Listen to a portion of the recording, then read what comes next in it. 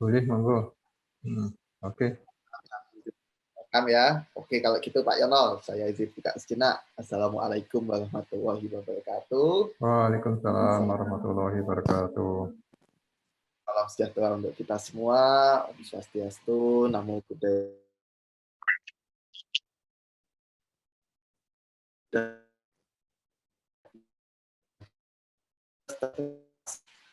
Tentang penutupan periode 2020 genap untuk pengguna Provider, utamanya Provider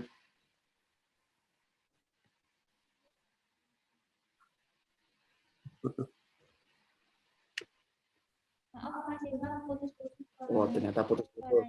Tag ini khusus untuk Bapak Ibu pengguna Provider, utamanya Provider Desktop. Ya, Pak Yono. Baik, selanjutnya untuk pembahasan materi akan langsung dimoderatori oleh Mbak Rizka Nazila dari tim Sevima. Sekali lagi terima kasih Bapak Ibu. Untuk e-certificate akan dikirimkan maksimal minggu depan menggunakan data yang tadi telah Bapak Ibu isikan saat masuk ke dalam Zoom. Terima kasih. Bisa dilanjutkan Mbak Rizka. Oke, siap. Terima kasih, Mas Ilham. Oke, Bapak Ibu sekalian, selamat siang. Kita berjumpa di Zoom meeting pada siang hari ini akan membahas terkait strategi tuntas menjelang penutupan periode 2020 genap ini. Nah, pastinya mendekati penutupan periode ini banyak nih yang perlu Bapak Ibu siapkan. Perlu ada yang Bapak Ibu cek dari data-data pelaporan Bapak Ibu. Nah, pada siang hari ini kita akan mengupas tuntas nih terkait apa saja yang perlu kita siapkan, yang perlu kita cek terkait penutupan periode 2020 genap ini. Nah, tanpa membuang waktu yang lama, pada siang hari ini nanti akan ada pemaparan materi dari Mbak Sasna dan juga pengenalan fitur terbaru dari Provider Desktop nih Bapak Ibu. Jadi nanti ada fitur baru yang akan dikenalkan pada BIMTEK siang hari ini yang nantinya akan dijelaskan dan disampaikan oleh Pak Yono. Nah, nanti setelah penjelasan terkait materi dan juga penyampaian fitur terbaru ini akan ada sesi tanya jawab. Oke, tanpa membuang waktu yang lama lagi, silahkan Mbak Sasna bisa memulai untuk menyampaikan materi terkait BIMTEK pada siang hari ini. Baik, terima kasih sebelumnya dari Mbak Rizka. Saya mohon izin share screen ya Bapak Ibu sekalian. Apakah sudah terlihat materi Bapak Ibu?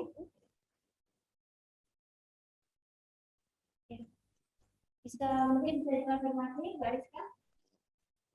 Oke, sudah terlihat Mbak Sasna. Baik, terima kasih. Baik, terima kasih. Bapak Ibu sekalian, untuk menyampaikan materi terkait persiapan penutupan pelaporan di periode 2020 materi terkait persiapan atau periode 2020 genap.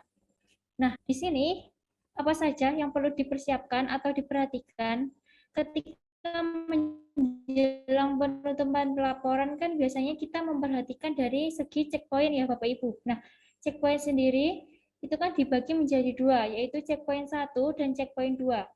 Apa itu checkpoint 1 dan checkpoint 2? Nah, biasanya checkpoint 1 itu dilakukan 2 bulan setelah perkuliahan dimulai, dan checkpoint 2 dilakukan 2 bulan setelah perkuliahan selesai. Nah, kita akan membahas mengenai checkpoint 1 dan checkpoint 2. Yang pertama, apa saja sebenarnya data-data yang perlu diperhatikan atau dipersiapkan ketika di checkpoint 1. Nah, seharusnya ini checkpoint 1 ini sudah tuntas atau sudah dilakukan ya Bapak Ibu ya.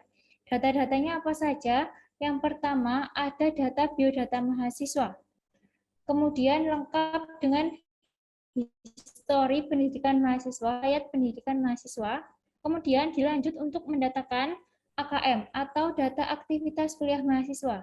Nah, AKM di sini adalah berisi semua status mahasiswa, mulai dari status aktif, cuti, non-aktif, sedang kampus merdeka, double degree, atau uji kompetensi atau UKOM. Nah, selanjutnya untuk datanya yaitu data kelas perkuliahan, kemudian lengkap dengan KRS, dan aktivitas dosen mengajarnya. Nah, untuk data-data ini di provider desktop, melaporkannya di mana, di menu mana. Nah, ini untuk biodata mahasiswa ada di menu akademik, kemudian biodata mahasiswa. Kemudian untuk melaporkan data AKM, yaitu yang cuti atau non-aktif, ada di menu mahasiswa cuti atau non-aktif. Kemudian, jika ada mahasiswa dengan jalur masuk selain peserta didik baru, maka mahasiswa tersebut wajib memiliki nilai konversinya. Apa saja data konversi yang wajib didatakan mahasiswa dengan jalur masuk apa? Yang pertama ada pindahan, kemudian alih jenjang, lintas jalur, dan RPL. Yang selanjutnya Bapak Ibu perlu laporkan adalah data mata kuliah dan kurikulum. Nah, ini ada di menu matkul dan kurikulum. Di situ ada submenu, mulai dari mata kuliah kurikulum, kemudian rencana pembelajaran, dan rencana evaluasinya. Selanjutnya, setelah mata kuliah dan kurikulumnya sudah terdata lengkap, maka Bapak Ibu perlu melaporkan atau mengirimkan data kelas dan perkuliahan. Nah, di data kelas dan perkuliahan ini di checkpoint 1 hanya untuk melaporkan data kelas dan pesertanya saja. Nah, data peserta ini biasanya disebut atau berisi data KRS mahasiswa.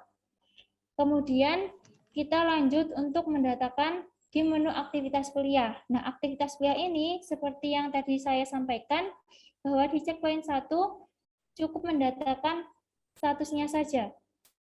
Yaitu di aktivitas kuliah ini untuk mendatakan status misalkan mahasiswa aktif, double degree, sedang kampus merdeka atau UKOM.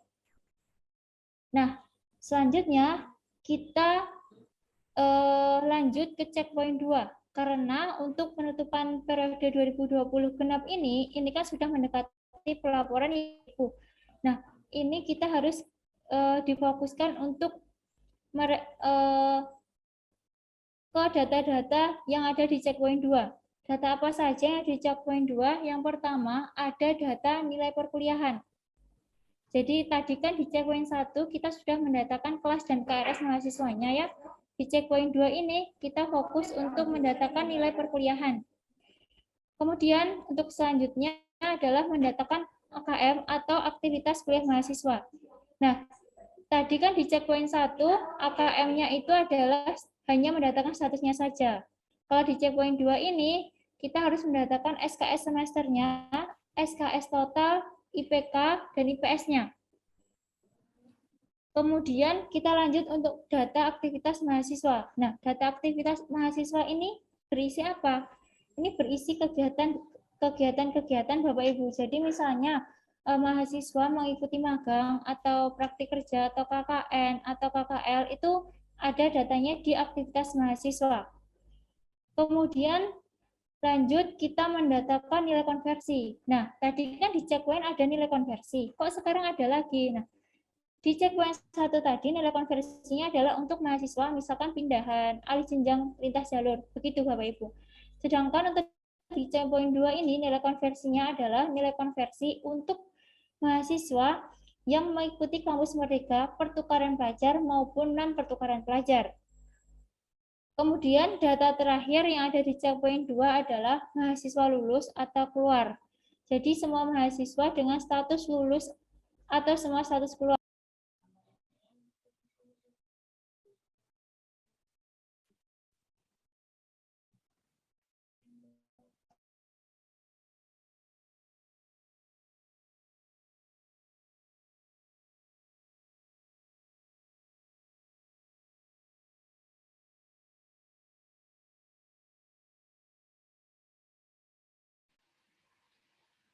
Mohon izin Mbak Sasna, suaranya termute. Datanya itu di menunya di provider di mana saja. Yang pertama, ya Mas, mungkin tadi terakhir sampai mana? Bisa jelaskan yang tidak jelas? Mbak Sasna mungkin bisa diulangi mulai dari slide yang sebelumnya ya Mbak?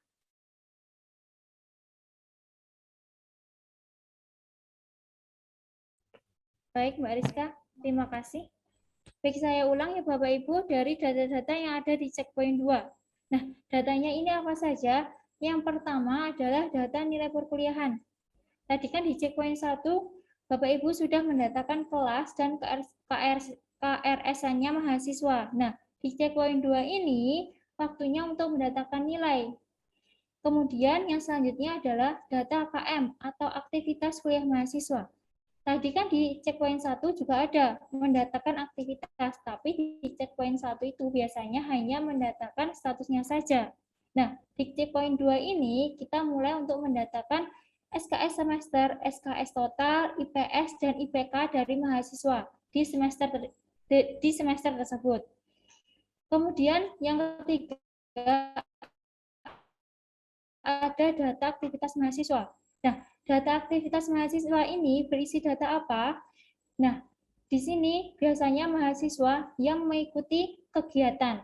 Misalnya, mahasiswa mengikuti magang atau praktik kerja, kemudian KKN, atau dan lain sebagainya. Nah, itu harus didatakan di checkpoint 2 untuk kegiatan-kegiatan mahasiswa tersebut. Kemudian lanjut untuk mendatakan nilai konversi. Tadi kan di checkpoint 1 juga ada mendatakan nilai konversi. Nah, kok di checkpoint 2 kita datakan lagi nilai konversinya. Jadi Bapak Ibu yang perlu diingat di checkpoint 1 tadi kan mendatakan nilai konversi untuk mahasiswa dengan jalur masuk bukan sebagai peserta hidup baru. Jadi pindahan, alih jenjang, lintas jalur, begitu ya Bapak Ibu. Nah, sedangkan untuk di checkpoint 2 ini kita mendatakan nilai konversi untuk mahasiswa yang mengikuti kampus merdeka, pertukaran pelajar, atau non-pertukaran pelajar. Jadi biasanya mahasiswa mengikuti kampus merdeka itu kan di awal semester. Nah, nanti di akhir semester mahasiswa akan kembali ke PT asalnya dengan membawa nilai dari perguruan tinggi atau tempat mahasiswa tersebut mengikuti kampus merdeka. Nah, nilai tersebut nantinya akan dikonversi di PT asalnya dengan nilai dan mata kuliah yang berlaku di PT asalnya. Kemudian data yang terakhir yang perlu diperhatikan di checkpoint 2 adalah mahasiswa lulus atau keluar. Jadi mahasiswa dengan status lulus atau keluar itu termasuk DO atau hilang atau wafat dan lain sebagainya itu juga harus dilaporkan di checkpoint 2 ini Bapak Ibu.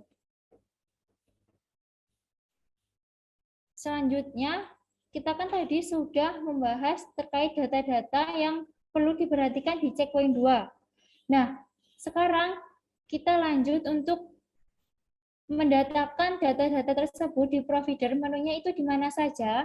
Yang pertama, di menu mahasiswa cuti atau nonaktif, karena terkait AKM.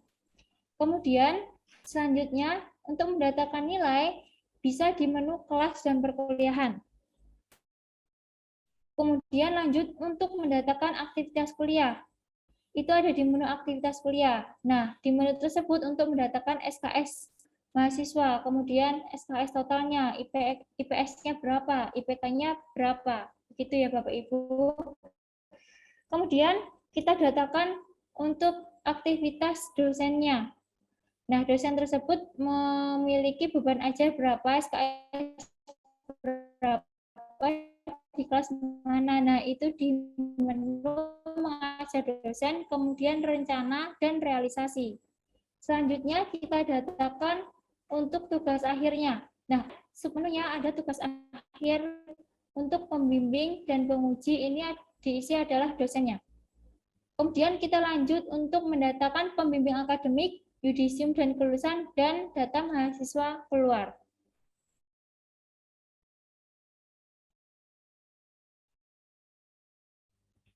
Oke, kita lanjut untuk mengirimkan data-datanya. Tapi ternyata ketika dicek di PT Dikti, ternyata prosentase dari PT Bapak Ibu itu masih ada yang belum 100%.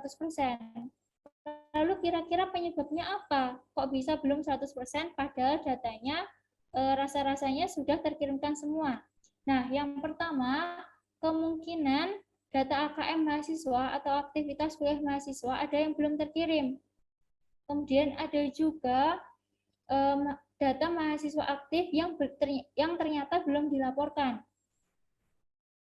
Nah, selanjutnya bisa jadi juga ternyata ada data KRS, nilai, dan kelas mahasiswa yang belum dilaporkan. Kemudian, Bapak-Ibu bertanya-tanya, lalu bisa mendapatkan atau melihat data-data yang belum dilaporkan itu di mana? Nah, untuk di provider, Bapak-Ibu bisa melihatnya di rekap laporan. Kemudian, menunya mahasiswa aktif belum dilaporkan. Nah, ini bisa Bapak-Ibu lihat berdasarkan periode dan prodinya. Dan di menu ini Bapak-Ibu juga bisa mencetaknya. Kemudian jika Bapak-Ibu sudah melihat di provider, kemudian ganti ingin melihatnya melalui feeder. Nah, kalau di feeder ini di mana? Ini ada di menu rekapitulasi, kemudian rekap laporan PD Dikti per checkpoint. Nah, di sini nanti Bapak-Ibu bisa memilih jenis checkpoint 1 atau checkpoint 2 dan periode berapa. Selanjutnya, Bapak-Ibu juga bisa melihatnya melalui PD Dikti Admin. Nah, kalau di sini, di menu mana? Ini ada di menu pembelajaran dan kemahasiswaan, kemudian rekap mahasiswa belum dilaporkan. Nah, di sini nanti akan muncul nama-nama prodi beserta dengan kode prodinya. Nah, ketika Bapak Ibu klik di salah satu prodi misalnya, nah nanti akan muncul datanya atau listnya di halaman tersebut. Baik, terima kasih. Demikian penjelasan singkat dari saya. Siap, terima kasih Mbak Sasna atas penjelasan dan penjabaran terkait apa saja nih yang perlu para aktif laporan ini cek sebelum penutupan periode ini sudah terlewati ya. Nah, oke, nah lalu selanjutnya tadi sempat kami jelaskan di awal bahwa ternyata di provider desktop ini ada fitur baru nih Bapak Ibu yang nantinya akan memudahkan Bapak Ibu dalam mengecek sebenarnya data kami ini sudah terlapor berapa banyak ya antara AKM, mahasiswa aktif, mahasiswa lulusnya, ini sudah berapa ya? Nah, fitur baru ini akan dijelaskan oleh Pak Yono. Silakan Pak Yono. Oke, terima kasih atas waktunya, Mbak Rizka. Saya izin share screen dulu.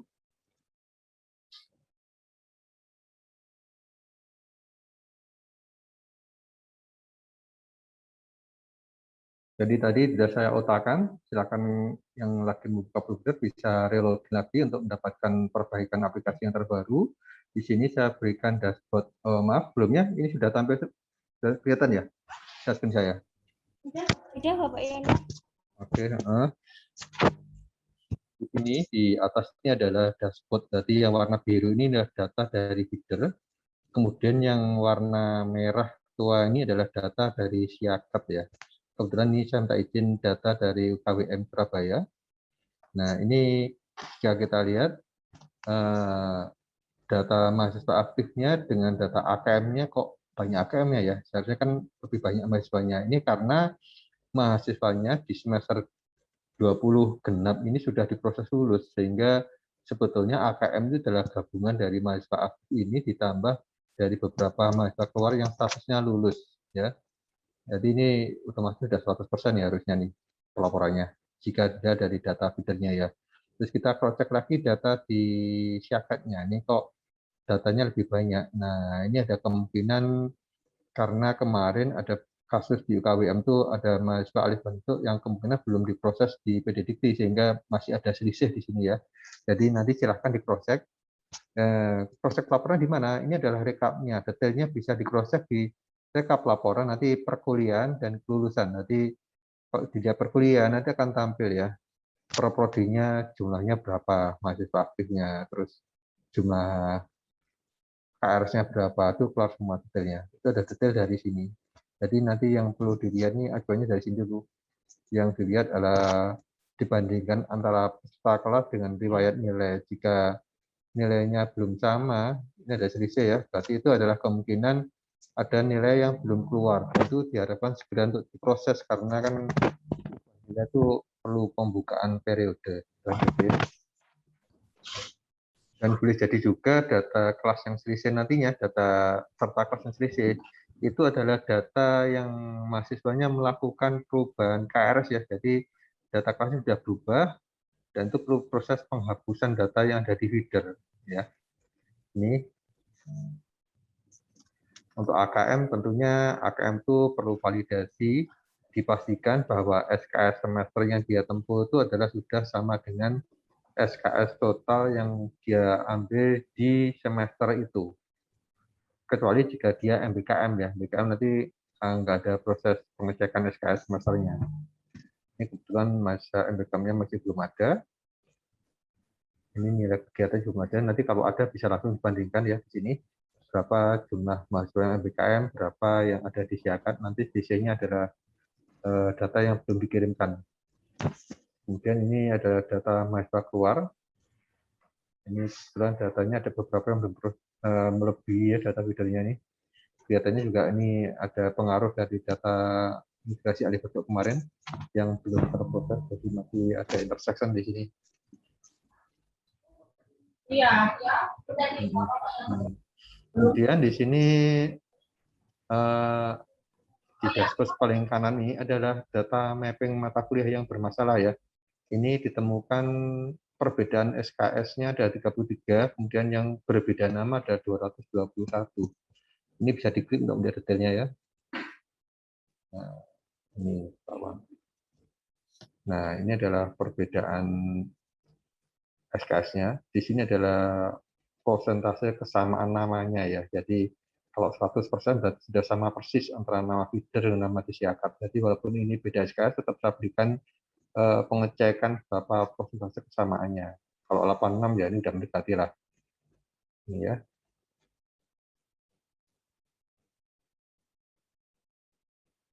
Kemudian ini jadi nanti yang perlu dihandle adalah data yang berbeda SKS ini. Ini harus diupdate, tapi ini boleh jadi jika datanya dilakukan perubahan langsung di feeder otomatis nggak akan kerekod di sini. Jadi solusinya gimana ya? Nanti harus di mapping ulang. Ada di untuk pembetulan ini ada di fasilitas akademik ini. Kemudian ada mapping mata kuliah ya. Matkul dan kurikulum ada mapping mata kuliah di sini. Nah, kita cross-check-nya di sini. Cepat.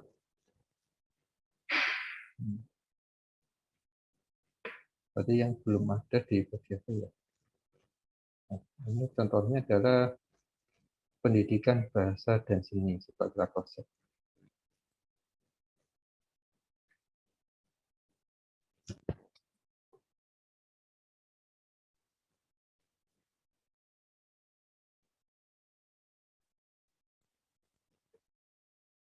Ini kita pilih all ya, biar tampil semua datanya.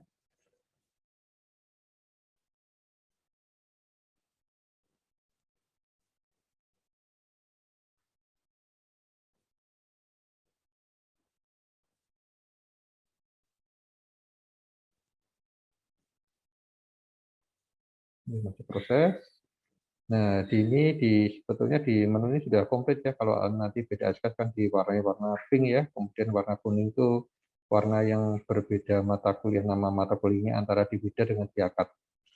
Jadi mohon diperhatikan yang berbeda nama itu boleh jadi memang ada kesalahan mapping atau memang ada sedikit perbedaan penamaan seperti ada yang menggunakan Romawi, ada yang menggunakan numerik ya penamaannya.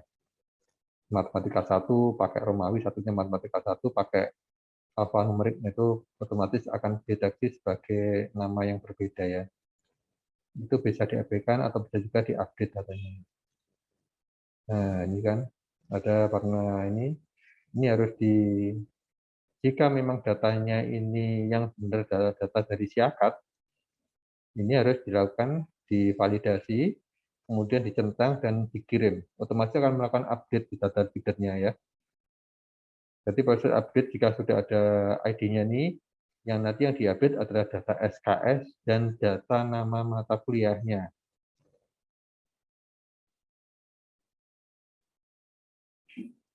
Sedangkan kalau di proses manual ya tinggal diklik ini aja. Contohnya kita klik ini.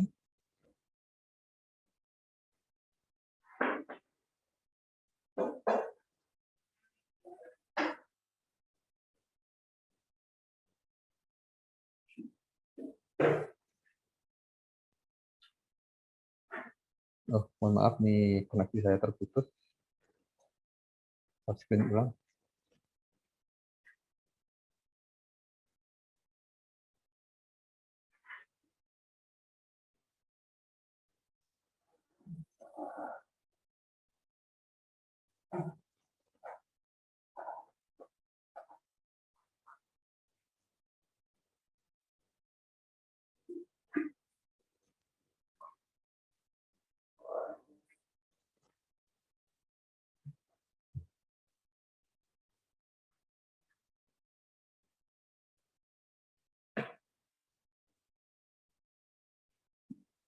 Tadi adalah data yang berbeda SKS, sekarang kita cross check data yang berbeda nama ya.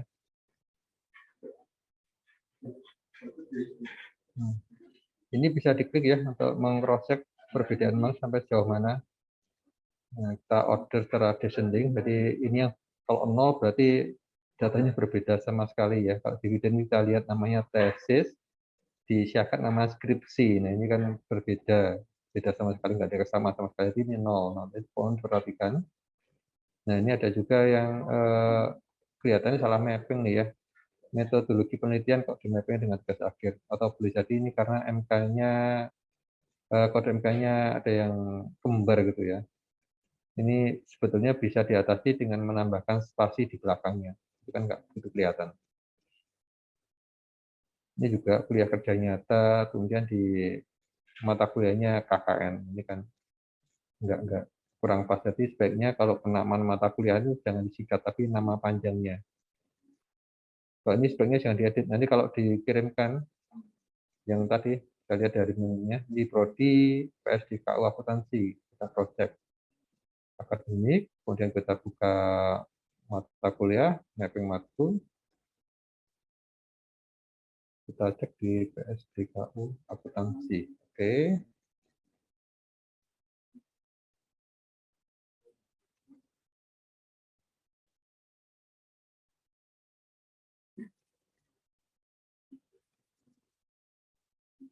Jadi kalau di mapping ini, jika ada perbedaan karakter huruf besar atau kecil, tetap saya warnanya kuning ya.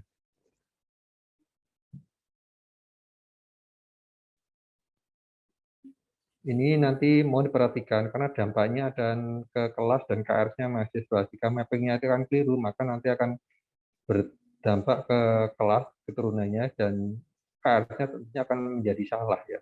Dan itu jika dilakukan perbaikan agak merepotkan, karena harus dilakukan penghapusan dari peserta, kemudian penghapusan dari kelasnya, kemudian harus dikirim ulangnya di mata kuliah, mata kuliah perkuliahan, dan kemudian baru kelasnya. Semuanya diulangi dari awal lagi, itu yang akan repot. Maka saya sarankan mapping mata kuliah ini harus clear dulu ya.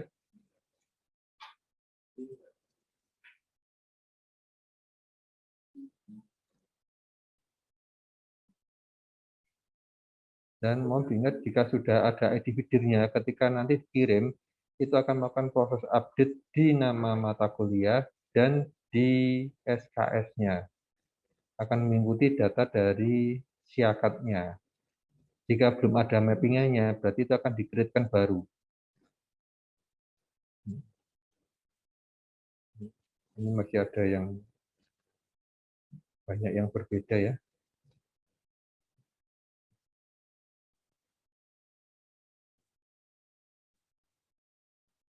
Oke. Ini saya yang ingin saya sampaikan terkait dengan tambahan fitur dashboard. Kedepannya dashboard ini akan kita kembangkan lebih lanjut agar bisa langsung mendeteksi jika ada perbedaan-perbedaan data terkait dengan seperti selisih antara nilainya dengan nilai KRS-nya. Jadi mana data KRS yang belum memiliki nilai itu bisa langsung dilihat dan detailnya yang ada di dashboard seperti mata kuliah tadi. Kedepannya seperti itu. Jadi akan kita update terus. Jadi silakan ibu-ibu di sini atau bapak-bapak melakukan relogin akan mendapatkan update yang terbaru. Itu dari kami terkait update aplikasi yang berhubungan dengan dashboard. Jadi kedepannya untuk broadcast akan tidak kami lakukan lagi karena sudah diwakili dari aplikasi provider. Nanti kami hanya mengingatkan beberapa ucapan PT, jika ada yang masih kurang akan kita ingatkan langsung. Jadi di dashboard tidak ada, silahkan itu dimanfaatkan. Oke, monggo Mbak Rizka untuk dilanjutkan. Oke, siap. Terima kasih Pak Yono atas penjelasannya terkait fitur terbaru yang ada pada provider desktop ini. Nah, pastinya dari dua penjelasan tadi, dari penjelasan dari Mbak Sasna dan juga Pak Yono, mungkin dari Bapak Ibu memiliki pertanyaan-pertanyaan nih yang ingin disampaikan. Nah, silakan dari Bapak Ibu bisa raise hand ataupun juga bisa menyampaikan pertanyaannya melalui kolom chat. Oke nih, ada dari Bu Inaya Fajria ITS. Oke, silakan Bu Inayati. Oke, terima kasih Mbak Rizka. Assalamualaikum warahmatullahi wabarakatuh. Waalaikumsalam warahmatullahi wabarakatuh. Oke, terima kasih atas kesempatannya. Saya langsung saja tanya untuk fitur baru ya Pak Yono. Ini memang untuk pengecekan yang checkpoint 2, ini memang kita itu di ITS sering kelewat untuk mengirimkan nilai ya, karena untuk di checkpoint 1 itu kan tidak perlu nilai ya Mbak ya. Itu sudah 100%. Jadi yang selama checkpoint 1 sudah 100%, tapi ada beberapa prodi mungkin yang belum mengirimkan nilainya atau update nilai. Nah, itu bisa tahu ya Pak Yono, misalkan dari prodi mana gitu, dari tadi kan global ya. Secara global, ini kebetulan tadi saya relogin ke provider belum bisa update. Yang versi terbaru ini masih versi 03.193. Nah, itu bagaimana? Karena terkait di ITS ini yang mengirimkan data memang per prodi, jadi banyak sekali yang tidak terpusat. Jadi mungkin ada beberapa admin prodi juga yang belum terlalu paham, jadi kita juga sering masih memberikan bimbingan atau pendampingan. Jadi seperti itu. Jadi minta tolong dijelaskan lagi secara detail nanti sampai ke prodi mana, sampai MK mana yang belum dikirimkan nilainya. Terima kasih. Jadi Bu Ina, mohon maaf untuk ITS memang lagi proses, insya Allah nyusul nanti sore ya. Oh, Kami oke. otakan. Baik. Oke, baik Pak Yan. Oke, saya ulang.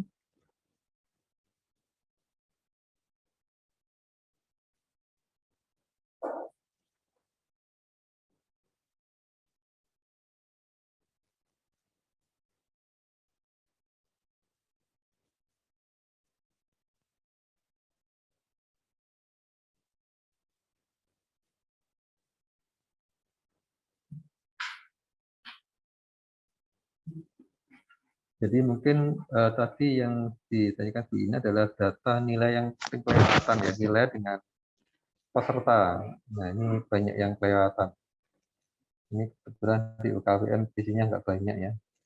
Hanya selisih 12 data saja ya. Nah, itu tahunya dari mana? Kalau dari laporan rekap, bisa kita ketahui dari rekap nanti ada di perkuliahan ini. Nah, ini akan kelihatan prodinya mana, nanti ada jumlahnya ya. Jumlahnya KRS berapa, nanti jumlahnya ini. Nah, tapi di sini nantinya, insya Allah dalam minggu ini akan saya berikan updatean antara peserta dengan nilai. Nah, itu spesies di mana akan langsung ketahuan per row datanya seperti ini, PKS ini, per row datanya. Tapi mohon sabar, sedang kita proseskan. Insya Allah dalam minggu ini, akhir minggu ini akan kita riliskan juga kebutuhan seperti ini untuk memudahkan para operator mendeteksi mana aja sih yang nilai kelewatan belum dilaporkan. Jadi jangan khawatir, fiturnya akan terus berkembang. Dan kemudian juga data yang ditampilkan juga akan bisa berkembang lebih banyak lagi ya. Ini masih data pokok untuk kebutuhan checkpoint.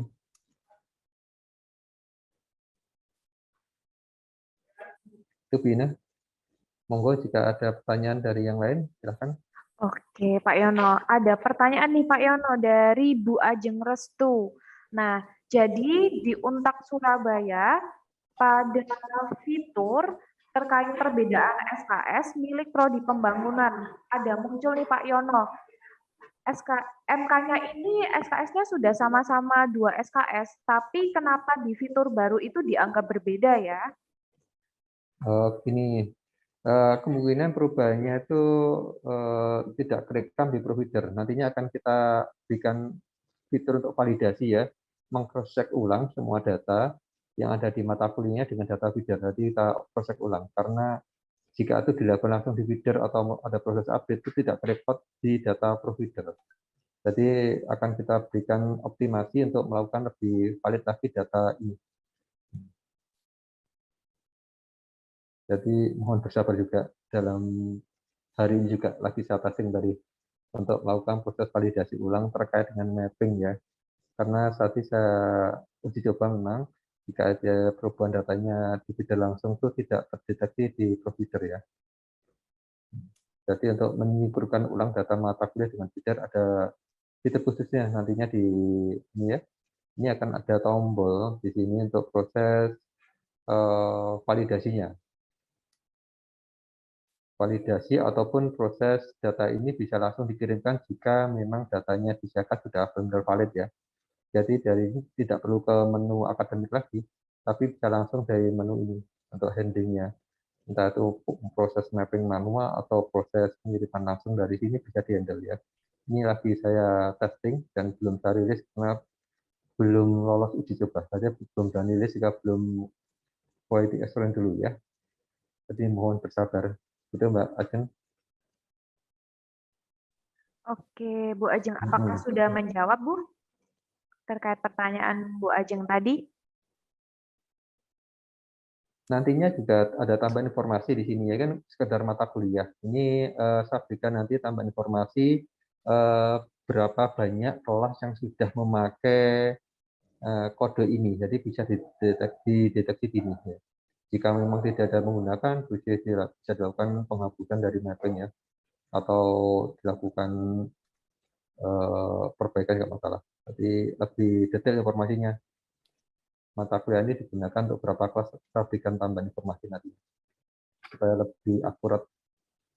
Dan tentunya jika ada perbedaan SKS yang berdampak ke kelas, bisa ketahui kelas mana saja yang akan berpengaruh nantinya.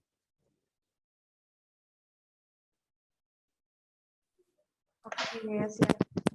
Terima kasih Pak Yono. Lalu mungkin di sini melanjutkan Bu Ajeng. Lalu untuk fitur baru AKM saya kan berbeda antara si akad dengan feeder, itu wajar kan ya Mbak?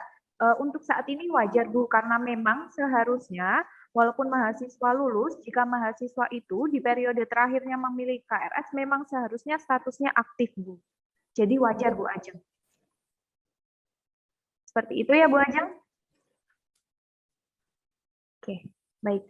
Nah, di sini juga ada lagi nih pertanyaan dari Pak Hari UPJ.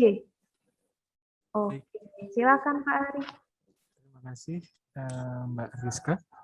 Selamat siang Bapak Ibu. Selamat siang Pak Yono. Ada yang saya mau tanyakan Pak, dari fitur baru yang dijelaskan oleh Pak Yono tadi, kalau di peserta kelasnya itu data di feedernya di kami itu lebih banyak Pak dari data di si akad, itu kenapa ya Pak kira-kira? Peserta kelas lebih banyak dari si akad. Wah, ini. Yang di feeder lebih banyak daripada di si akad. Tercatat di kami di feeder 15882, tapi di si akad 15874 Pak. Termasuk juga riwayat nilainya juga seperti itu Pak. Ada kemungkinan nantinya itu adalah mahasiswa yang melakukan perubahan KRS Pak. Jadi dia di checkpoint 1, misalnya dia ngambil matematika 1, kemudian data dikirimkan di checkpoint 2, pada saat menilai ternyata dia sudah melakukan drop atau melakukan pergantian mata kuliah. Nah, otomatis ini kan datanya akan menjadi lebih banyak yang di feeder Pak. Gitu. Jadi kan terjadi selisih data, itu yang harus diwaspadai. Biasanya memang untuk compare-nya di menu mana Pak? Nantinya kalau kita cross check di menu akademik ya, kemudian ada di kelas perkuliahan, ada data peserta. Nah, ini kan ada jumlah pesertanya, feeder sama yang disiapkan, ada jumlah peserta.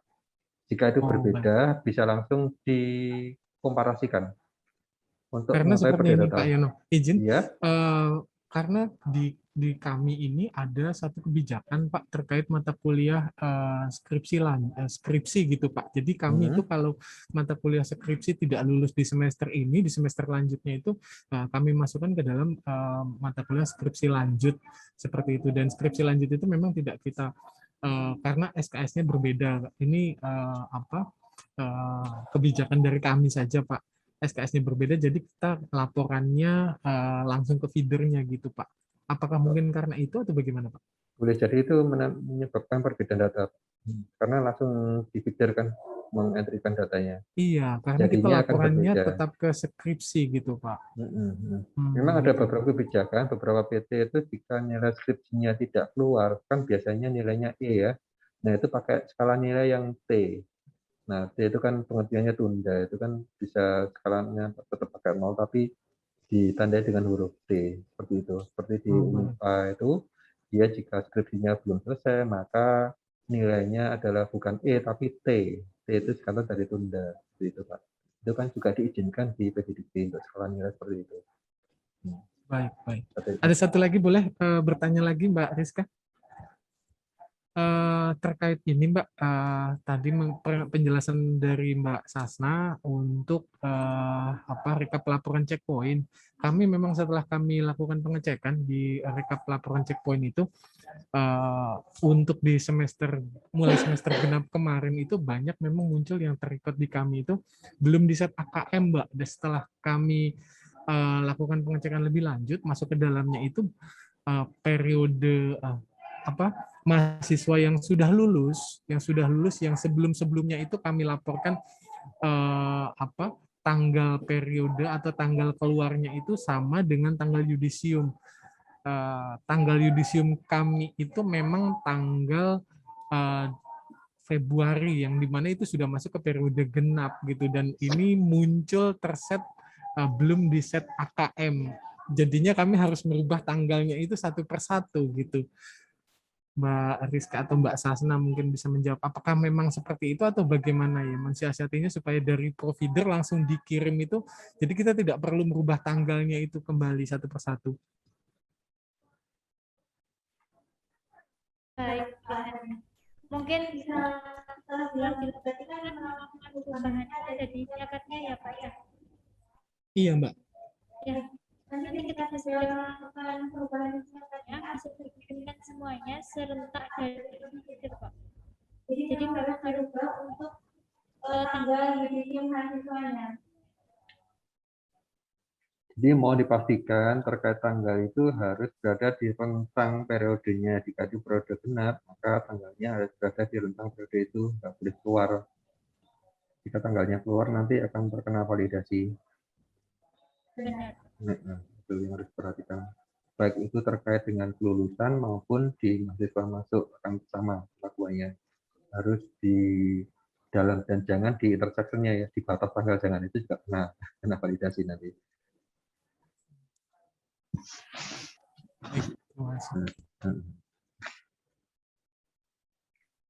Terima kasih Pak Hari atas pertanyaannya. Nah, lalu ada pertanyaan dari Pak Muhammad Hasan Diallah. Nah, silakan Pak Hasan bisa menyampaikan. Terima kasih Bu Rizka. Izin saya ada yang mau saya tanyakan, ada beberapa pertanyaan. Jadi gini, untuk pelaporan data tugas akhir itu jadi mandatori ya di di datanya PDDikti, karena untuk periode yang lalu tuh kami tuh ada beberapa yang miss ya. Jadi ada yang nggak kita laporin. Tetapi status pelaporan kita tuh 100% gitu. Karena saya baru ngecek pas ya akhir-akhir inilah kalau mahasiswa tersebut datanya tuh data tugas akhirnya tuh belum naik ya, kayak dosen pembimbing dan dosen penguji. Lalu untuk lulusan atau DO itu kan kalau saya lihat di provider itu nggak ada periode buka tutupnya ya, jadi nggak ada warna merah dan hijaunya gitu ya Pak ya? Ya, untuk kita kelulusan maupun masa keluar tuh nggak terikat periode, berarti lebih mudah untuk pelaporannya, karena jika sudah diproses keluar, baik lulus ataupun DO itu maka akan mengunci data pelaporan di akademiknya kan. Makanya itu tidak dikunci periodenya. Tapi kalau untuk yang data tugas akhir itu dia ada mengikuti periode yang lain ya, ada merah hijaunya gitu ya Pak ya? Iya, jadi mohon perhatikan jika sudah bisa dulu tentunya data lainnya akan nggak bisa dikirim. Jadi proses kelulusan adalah paling terakhir setelah semua data selesai dikirimkan, biar nggak hapus ulang. Nah, gitu. Ya mungkin sebaiknya kayaknya kalau untuk tugas akhir tuh bisa kayak kelulusan gitu. Jadi yang penting kan KM-nya sudah terupdate, tapi kalau misalkan untuk kayak data kelulusan itu kan karena kita harus menginput lumayan ya banyak ya kayak data dosen pembimbingnya, penguji dan nilai-nilai segala macam. Terus yang terakhir nih, kalau misalkan periode tersebut masih dibuka, terus ternyata ada perubahan nilai dari dosen, data yang ada di feeder itu akan update atau yang di feeder kita delete dulu, lalu kita running ulang gitu dari providernya. Oke, itu langsung update Pak. Nanti langsung kirimkan aja, ini otomatis akan update, nggak perlu hapus dulu. Karena jika data sudah ada, akan prosesnya update. Update ya, oke deh. Otomatis update. Itu aja dari saya, terima kasih Pak. Oke, sama. Memang yang paling riskan jika ada perubahan nilai, karena perubahan nilai kan dari segi jumlah kan tidak terdeteksi. Jadi tahunya hanya dari melalui komparasi data itu, jika ada perubahan nilai. Ya betul Pak, karena komparasi data itu Pak. Oke, baik. Terima kasih dari Pak Hasan atas pertanyaannya. Nah, ada pertanyaan lagi nih terkait UKOM dari Pak Ari Poltekkes Kemenkes Palangkaraya. Oke, jadi begini, ingin bertanya terkait aktivitas kuliah mahasiswa. Ada salah satu mahasiswa yang belum lulus UKOM pada periode 1 dan sudah lulus UKOM di periode 2. Setelah dicek di aktivitas kuliah, status mahasiswanya masih aktif di PDDikti. Sedangkan di akad sudah diluluskan dan sudah dicoba di-push, hasilnya tetap masih aktif. Terima kasih. Oke, mungkin dari Mbak Sasna dan Pak Yono. Oke, terkait UKOM ini, status UKOM itu berlaku jika mahasiswanya sudah tidak memiliki perkuliahan ya. Jadi perlu diingat itu jika dia kuliah, kemudian di semester akhir dia berbarengan dengan UKOM-nya antara dia tugas akhir sama UKOM berbarengan, maka statusnya diakui adalah yang A, aktif ya. Jika sudah selesai ini ya, perkuliahannya, kemudian jika dia hanya menunggu UKOM aja, status jadi U. Nah, kenapa kok nggak bisa update? Kemungkinan sudah diproses dulu sehingga dia nggak bisa mengupdate statusnya menjadi U ya, UKOM ya. Jadi harus dihapus dulu, kelulusannya baru dikirimkan ulang di AKM-nya. Tentunya di AKM juga di siakanya sudah distatuskan UKOM juga, jadi statusnya nyambung nanti. Di siaka sudah UKOM, kemudian dikirimkan feeder, otomatis akan keupdate juga menjadi UKOM. Dan di sini harus yang perlu diperhatikan adalah kalau saya ikuti itu data referensi, kemudian ada status perkuliahan ya. Ini harus dipastikan statusnya sudah masuk semua. Nah, ini ada status U, di siakat apa, di feeder apa, ini harus diperhatikan. Nanti kalau di siakat sudah ada UKOM, tapi di mappingnya ini belum dilakukan proses mapping, ya otomatis akan tertolak, akan tetap keaktif biasanya. Seperti itu. Oke, siap Pak Yono. Apakah sudah menjawab pertanyaan dari Pak Ari?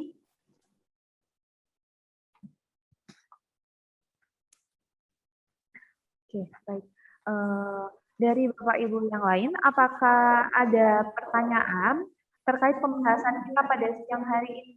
Oke, ada Pak Hussein dari UPJ nih. Silakan Pak Hussein. Ya, terima kasih Mbak Rizka. Selamat siang. Pak Yono, Mbak Sasna, Mas Ilham dari Sevima, dan teman-teman semua.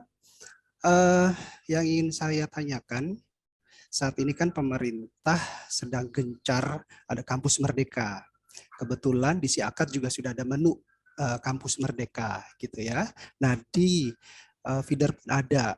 Nah, tampaknya ini menjadi kewajiban bagi seluruh perguruan tinggi untuk mendata atau menginput data-data kampus merdeka dengan benar. mudah-mudahan saya tidak salah ya. Nah, yang ingin saya tanyakan adalah pada saat penginputan awal di si akad itu kan harus ada penginputan dosen pengampu dan jadwal perkuliahan. Nah, sampai sejauh mana data tersebut memang harus diinputkan atau cukup nama mata kuliah dan nama pesertanya saja. Yang kebetulan kalau menu kampus Merdeka itu berarti kan mahasiswa inbound ya. Nah, seperti itu. Nah, jika kita tidak inputkan nama dosen dan jadwalnya, sampai sejauh mana pada saat kita lakukan sinkronisasi di antara si akad dengan divider itu menjadi kendala. Itu yang pertama. Yang kedua, jika tadi Mbak Hasna sampaikan bahwa seluruh PTS memiliki kewajiban menginput mata kuliah kampus Merdeka, begitu ya.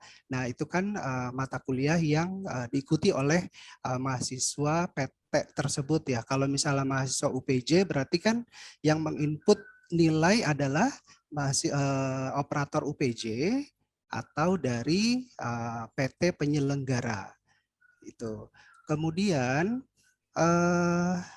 kalau mahasiswa inbound yang kami terima itu ternyata tidak sesuai dengan data yang ada di feeder, contoh misalnya dari Ukrida, kami menerima dari Ukrida, namanya itu ya mereka mungkin mahasiswa hanya menyingkat namanya Muhammad hanya M misalnya begitu ya.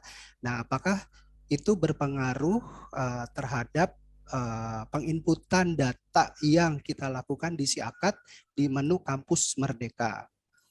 Seperti itu. Oke, sebelum kita menginjak kampus Merdeka harus diingat bahwa kampus Merdeka itu dibagi menjadi dua ya. Itu dari kami ya, maksud kami ada yang dari kegiatan dan pertukaran pelajar. Ini agak berbeda pelakuannya. Kalau pertukaran pelajar itu adalah nantinya adalah konversinya dari ketika dia kembali dari PT asalnya itu disebutkan PT apa, kemudian nilainya apa menjadi apa. Jadi one to one ya, dari mata kuliah ini menjadi mata kuliah ini. Nah, berbeda lagi jika dari MBKM kegiatan. Nah, kegiatan nanti adalah satu kegiatan diakui menjadi beberapa mata kuliah. Nah, di sini makanya di kegiatan kampus Merdeka itu ada dosen penanggung jawab atau pembimbing. Itu fungsinya adalah dia yang akan bertanggung jawab terhadap konversi nilainya. Nih, jadi kalau di MBKM ini di kampus Merdeka itu yang di AKM-nya adalah statusnya M, kemudian di checkpoint 2 ini dia adalah memasukkan konversi nilainya. Jadi konversi nilai pertukaran pelajar nanti dari PT-nya yang dia tempuh apa, dia dikatakan masuk akan dikonversi menjadi mata kuliah apa. Kemudian di sini ya, bagaimana jika terjadi ini mahasiswa itu dua KRS, jadi satu KRS di kampus Merdeka di kampus lain karena dia bertambah belajar, dan juga di kampus internalnya dia juga menempuh mata kuliah, ini tetap diizinkan. Nah, tapi statusnya harus mengikuti dia yang M ya, sedang kampus Merdeka, walaupun dia juga menempuh mata kuliah di internal kampusnya, seperti itu Pak. Nah, nanti gimana pelaporannya adalah tetap yang digunakan adalah dua ya, KR-nya juga dilaporkan, kemudian yang dari kampus Merdeka juga dilaporkan. Jadi dia nanti punya dua dia ya, punya konversi dari kampus Merdeka dan juga nilai KRS yang dia tempuh di PT-nya sendiri, gitu Pak. Tapi harus diingat bahwa semua kegiatan MBKM tetap ada validasinya maksimal 24 SKS, nggak boleh melebihi. Betul. Ini yang perlu diingat. Oke. Nah, ini satu lagi Pak Yono, untuk kampus Merdeka tadi kan terbagi menjadi dua ya, yang pertukaran pelajar dan satu lagi adalah skema kegiatan. Kan ada 7 atau 8 skema begitu kan ya. Iya. Nah, kebijakan di kami, contoh kalau misalkan mahasiswa ambil skema magang. Ya, nah skema magang itu dikonversi dengan beberapa mata kuliah. Iya.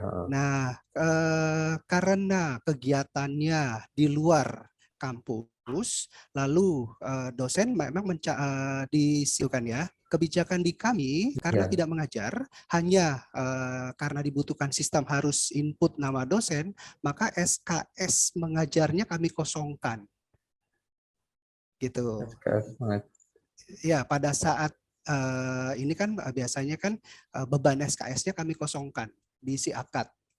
Pada saat proses inputan, dosen pengajar biasa harus mencantumkan nama dosen dan SKS-nya. SKS mata kuliah tersebut. Nah, kalau magang itu kan dikonversi, Pak. betul.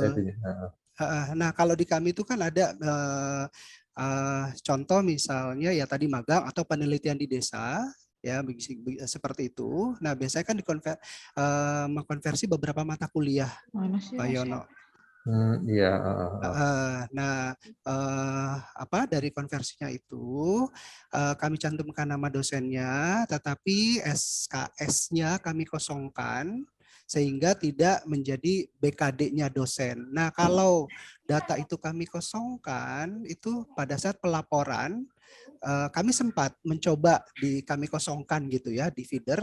Nah, di situ memang ada notif merah bahwa SKS tidak sesuai dengan mata kuliah. Jika kami teruskan pada saat checkpoint, ini apakah bermasalah atau tidak?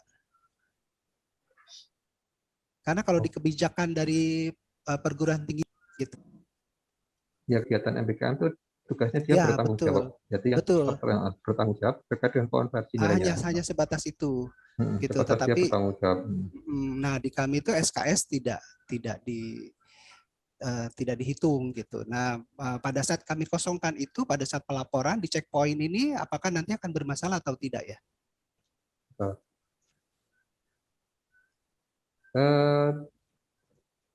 Di sini kan di konversi nilai MBK hanya nama dosennya aja, kemudian MK-nya apa, SKS-nya berapa.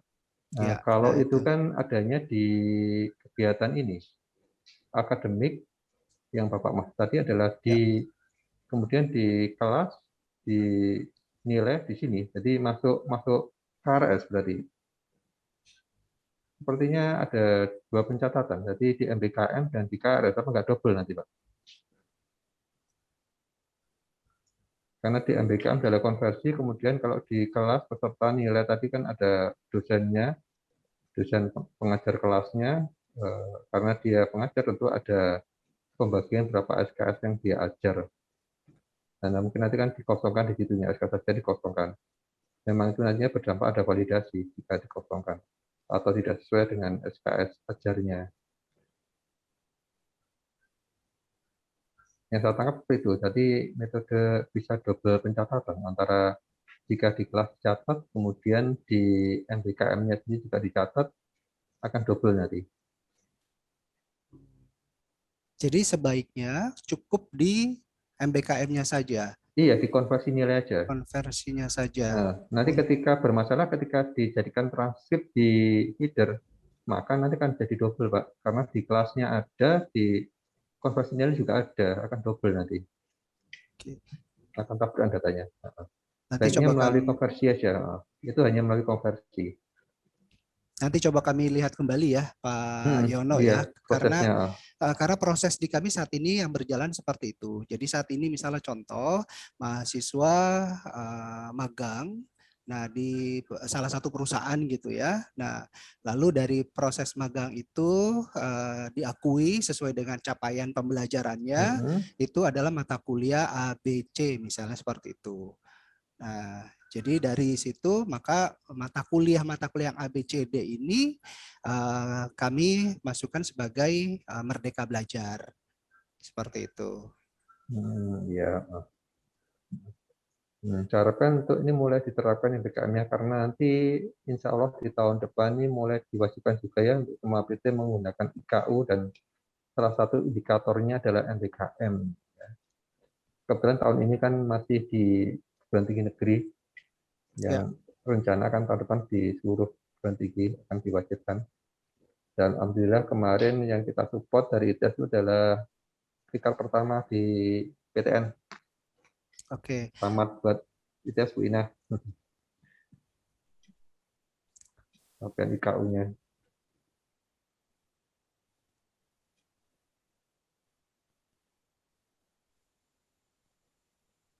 Gitu Pak ya.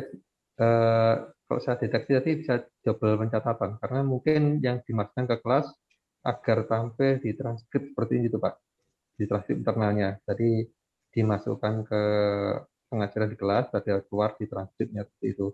Tapi nantinya kan dampaknya kan double pencatatan itu jika dicatat 2 kali. Jadi coba nanti kita koordinasikan dan tim pengembang zakat Pak. Oke, baik Pak. Untuk menghindari double pencatatan agar ditambahkan proses validasi ulang. Kalau untuk ini di Kampus Merdeka tadi pencatatan nama dosen dan jadwal itu sebetulnya pengaruh atau tidak? Tidak ada jadwal Pak, karena dia dikonversi, kan nggak ada jadwal konversi. Enggak, Hanya di menu Siakat kan ada menu Kampus Merdeka ya Pak, yang isinya pesertanya adalah mahasiswa inbound. Oh, inbound ya. Oh. Inbound. Nah, di situ ada menu dosen pengajar dan jadwal mata kuliah tersebut. Nah, karena pada saat penginputan itu bermasalah jika sudah nama dosen atau jadwal sudah terinput di kelas yang reguler, maka itu akan ditolak. Nah, sampai sejauh mana jika itu tidak kita inputkan nama dosen dan jadwal mengajar di menu Kampus Merdeka pada saat proses sinkronisasi dan apakah muncul atau tidak di checkpoint nanti. Di provider jika teridentifikasi kelasnya sebagai kelas merdeka itu akan di-bypass, jadi tidak akan dilaporkan ke feeder terkait dengan perkuliahannya dia. Oke. Nah, jadi aman seharusnya. Jika sudah di-tagging dia dari kampus merdeka, tidak akan dilaporkan. Itu adalah kebutuhan untuk internal di Siakat, pendataan Siakatnya. Nanti yang kita ambil di konversinya aja. Oke. Makasih Pak. Oke, Pak. Oke, terima kasih atas pertanyaan-pertanyaannya ya. Pak Husen tadi terkait kita sudah membahas kampus Merdeka juga nih ternyata. Oke, nah di sini ada Bu Linda. Oke, Bu Linda. Terima kasih kesempatannya. Saya Linda dari Palangkaraya. Oke, siap, Bu Linda. Izin bertanya, saya feeder dari profesi kebidanan, di mana perkuliahannya adalah keseluruhannya praktekum. Jadi ada beberapa poin di mana poin dari dosen tersebut akan di-push dari PDDikti ke sister. Nah, kami agak bingung bagaimana caranya memasukkan pembimbingan seminar dan pembimbingan praktikum dari Siakat ke PDDikti sehingga bisa terpush ke sister. Terima kasih. Oke, terima kasih kembali Bu Linda. Mungkin dari Pak Yono dan Mbak Sasna. Itu sebetulnya masuk di kemahasiswaan ya. Kemarin ada kegiatan KKN, PKL, kompetisi ini diakui ya. Nah, kemungkinan nanti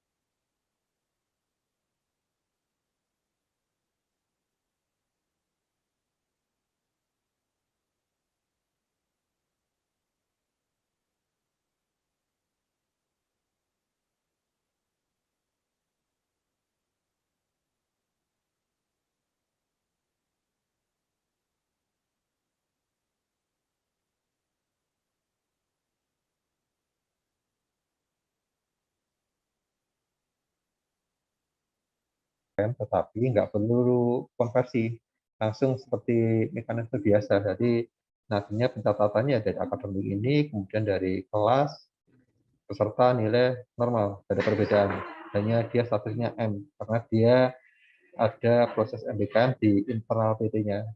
Lalu kalau dia di luar PT, pencatatannya ya dari konversi nilai ketika dia kembali. Tetapi perlu diingat ini bahwa untuk yang pertukaran pelajar antar PT itu harus dicantumkan nama PT asalnya.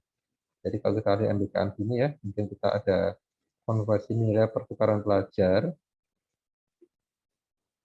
Nah, ini adalah PT asalnya. Nah, nanti di sistemnya Syaka tuh yang dicatat hanya ini aja, NPSN-nya. Nanti provider akan memetakan NPSN PT asal itu ID feeder berapa. Itu urutannya provider.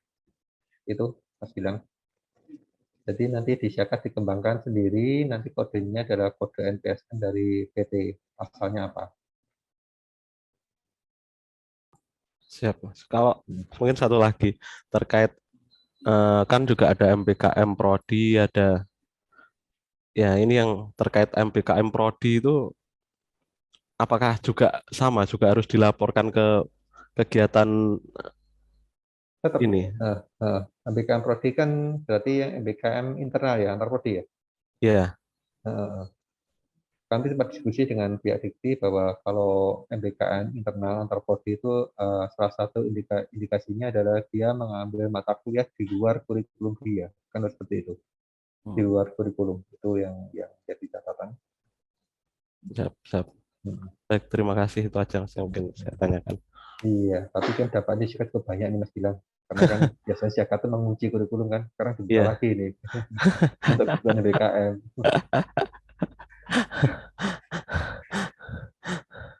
Lumayan pusing pengembangnya. Sangat-sangat pusing pengembang.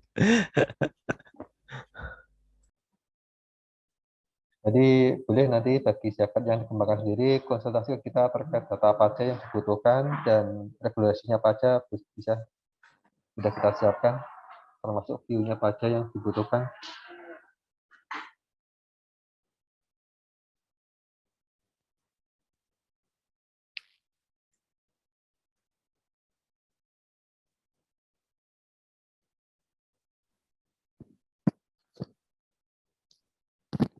Oke, baik. Terima kasih Pak Yono dan Kak Gilang. Nah, ada pertanyaan lagi nih dari Pak Syamsul.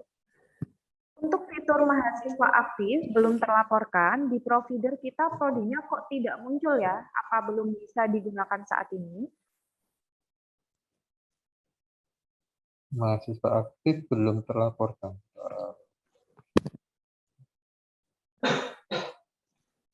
Gimana prodinya tidak muncul ya di sini ya? Sebetulnya prodi nggak muncul di sini nih dosa filter. Jadi prodi yang ada di sini adalah prodi yang ada mahasiswanya yang ini, tetapi di prodinya itu masih belum saya filterkan. Jadi di prodi berapa nantinya dia pasti ada. Jadi yang ada di sini ini dipastikan yang ada mahasiswanya. Emang nggak semua prodi ada ya. Tadi sudah dikelompokkan sebetulnya. Cuma ini masih kurang detail dengan periodenya. Nantinya akan saya perbagi juga agar lebih spesifik. Jadi jika nggak muncul di sini berarti malah sudah aman, Pak. Yang masih muncul itu nggak aman. Itu aja. Berarti pelaporan saya sudah aman, Pak ya? Kalau tidak aman. muncul. Kalau nggak muncul saya pikir malah aman, Pak. Berarti sudah nggak ada.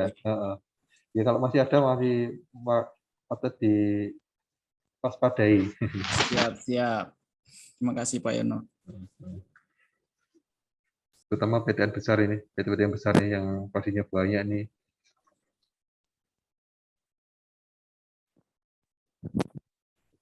Oke, baik.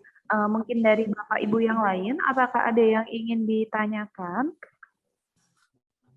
Saya Mbak. Oke, silakan. Terima kasih atas waktunya. Pak Yono, saya izin bertanya. Di provider itu kan ada di menu mengajar dosen ada info penugasan Pak Yono. Nah itu ngisinya dari mana ya Pak Yono? Soalnya kan kalau info penugasannya tidak diisi, maka pengajarannya tidak bisa masuk ke feeder ya Pak? Iya, wajib. Di tempat kami masih banyak yang kosong Pak. Mohon informasinya itu apakah setiap semester harus dibuatkan penugasan seperti itu atau bagaimana ya? Oke, terkait penugasan ini seperti kita ya historinya dulu memang PT itu wajib mengkreatkan penugasan di PDPT yang dulu namanya masih Forlab ya, harus dikreat manual di situ tiap tahun ajaran dikreat manual. Nah, akhirnya karena itu banyak kelewatan, ada kebijakan dari tim PDDikti akan dibuatkan penugasan, tapi itu hanya untuk dosen yang home base ya. Jadi satu dosen yang home base otomatis akan dikreatkan penugasnya tiap tahun ajaran.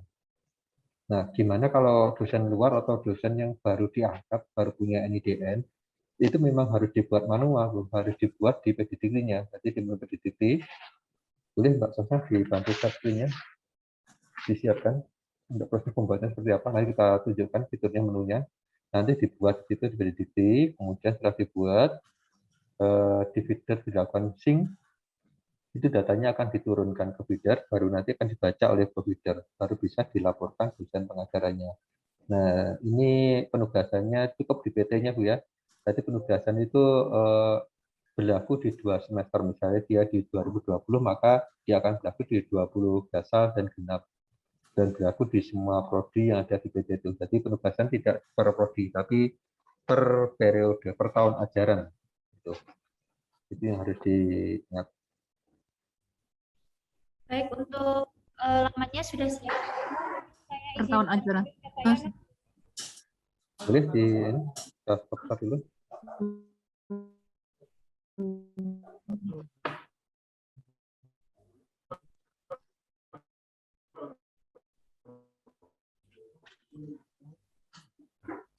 Kalau masih ada yang kosong itu bagaimana tuh Pak? Memilihkan masih defaultnya tuh 1970. Ini contohnya Bu, bisa dilihat untuk proses pembuatan penugasan. Monggo Pak Sukma, jelaskan. Baik, terima kasih Pak Yono. Untuk mengajukan penugasan dosen ya Bu Citra, PDDikti admin, kemudian di pendidik, kemudian di submenu penugasan. Nah, diklik. Nah, di sini kan di pojok atas ini kan ada tombol tambah dosen penugasan. Ini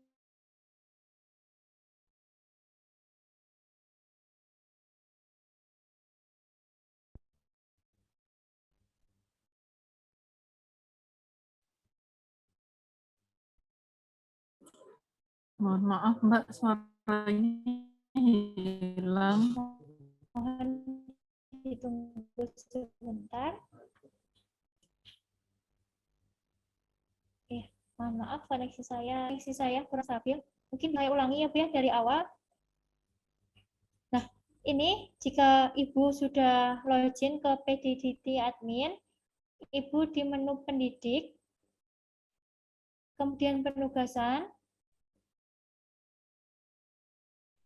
Nah, jika sudah di laman ini kan di sisi pojok kanan atas ada tombol tambah dosen penugasan ya Bu. Nah, ini silahkan untuk diklik. Nah, ini adalah laman untuk mengajukan Bu. Maaf, sebentar.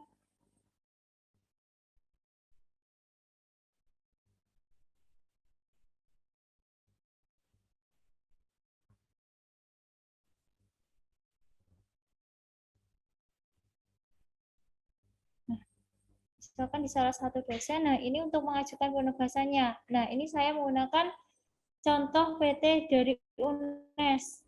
Nah, ini saya mengajukan untuk tahun ajaran 2021 misalnya. Dengan silakan Ibu nanti mengisi data dengan nomor surat tugasnya, kemudian lengkap dengan tanggal surat tugas dan TMT surat tugasnya, Bu. Jika nanti sudah diisi dengan lengkap dan benar, maka silakan untuk mengklik tombol penugasan dosen. Begitu, Bu. Apakah sudah jelas? Berarti dibuat surat akademik. Dibuatkan surat penugasan per tahun akademik begitukah atau bagaimana, Mbak? Iya, Bu. Jadi biasanya untuk mengajukan penugasan itu cukup sekali saja, Bu. Nanti untuk tahun ajaran selanjutnya akan terkrit nanti untuk tahun ajaran selanjutnya akan dikritkan otomatis oleh tim dikti, Bu. Jadi misalkan Ibu sudah pernah mengajukan dosen atas nama A misalkan. Nah, di tahun ajar 2020. Nah, nanti untuk tahun ajar 2021, 2022 dan selanjutnya nanti akan otomatis terbuatkan oleh tim dari diktinya, Bu. Jadi tidak perlu untuk mengajukan penugasan di setiap tahunnya. Begitu, Bu. Ini surat penugasan ini berbeda dengan yang pindah home base itu ya, Mbak? Berbeda ya, dari ini penugasannya adalah surat yang SK penugasan dia di per tahun ajaran. Tentunya ini nantinya yang di-grade otomatis dari sistemnya dia ada di PDDikti itu adalah yang home base. Jika dia sudah non home base otomatis nggak akan tergrade lagi penugasannya. Jadi kalau dia mengajar sebagai dosen luar ya harus dibuatkan manual. Jika dosen itu mengajar jika ada satu dosen yang mengajar di beda prodi, itu apakah juga dibuatkan surat penugasannya, Pak? Tidak perlu, karena penugasan berlaku di perguruan tingginya, bukan di prodi. Jadi satu dosen itu berlaku penugasan di selama 1 tahun ajaran dan berlaku di semua prodi nantinya. Nggak perlu per prodi, nanti per surat tugas itu berlakunya di universitas. Karena saya menemui satu dosen saya yang dia mengajar di D4 sama di D3. Namun di D4-nya itu kosong surat penugasannya. Sehingga tidak masuk pengajarannya dia di D4 begitu, Pak. Penugasan memang enggak dia. Mungkin tuh dari cross check lagi datanya ya. Itu di semester berapa, kemudian dipastikan juga NIDE-nya itu sudah benar sama antara yang di 4 maupun yang di 3. Yang saya khawatirkan nanti ada salah pencatatan NIDE-nya ya. Benar kok, Pak, cuman untuk datanya itu cuma ketika saya lihat di info penugasan atas nama Ibu Din itu di 2 prodi itu yang satunya kosong ininya nomor surat penugasannya. Di fitur provider itu saya nggak ngelok prodi sebetulnya penugasan itu. Jika itu menghilang, bisa menampilkan Pak. Boleh. Monggo di akses untuk share screen.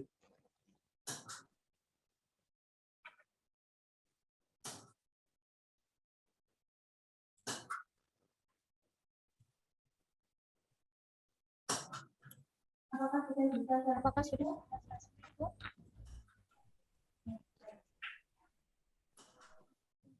Ini Pak, nama Bu Adin ini ya.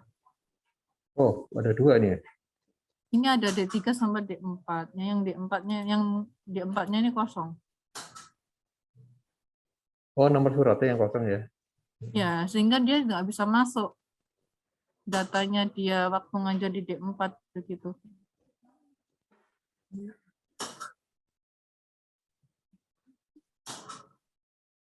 Ini bisa kita lihat tanggal SK-nya berbeda ya. 2019, ini satunya lagi 1970.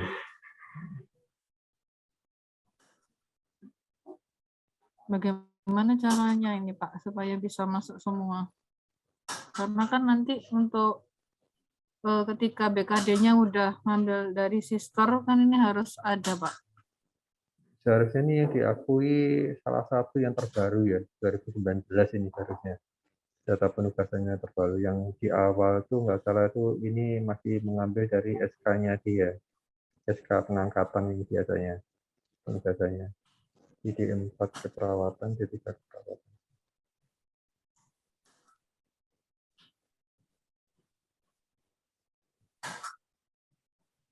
Jadi bagaimana Pak? Sebentar, saya cross-check. Ini banyak yang terduplikasi ya. Kampus Utomo. Saran saya kalau terjadi seperti ini, duplikasi data kan seharusnya satu dosen itu hanya boleh satu surat penugasan. Ini coba di-create-kan tiket disigap, nanti kita bantu follow up ke Dikti. Ini nggak boleh nih, Pak, harusnya.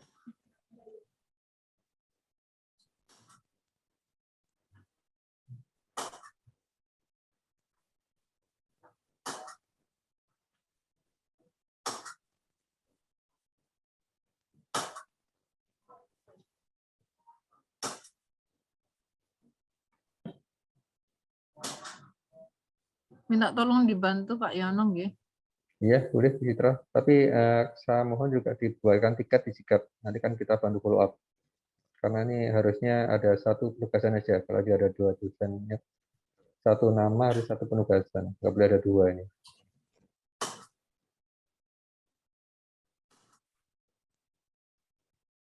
Kalau misalnya dia memang mengajar di dua prodi begini, bagaimana Pak? Apakah dua surat juga atau memang cukup satu aja? Tetap satu. Penugasan itu berlaku untuk PT-nya, bukan untuk prodi. Jadi lintas prodi bisa.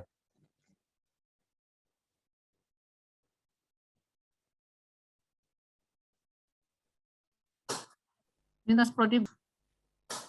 Iya, seperti itu, Bu.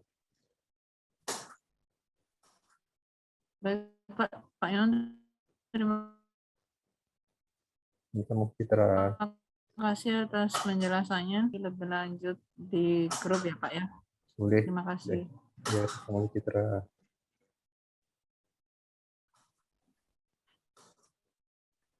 Oke, baik. Nah, ada pertanyaan nih Pak Yono dan Mbak Sasna dari Pak Syamsul lagi nih.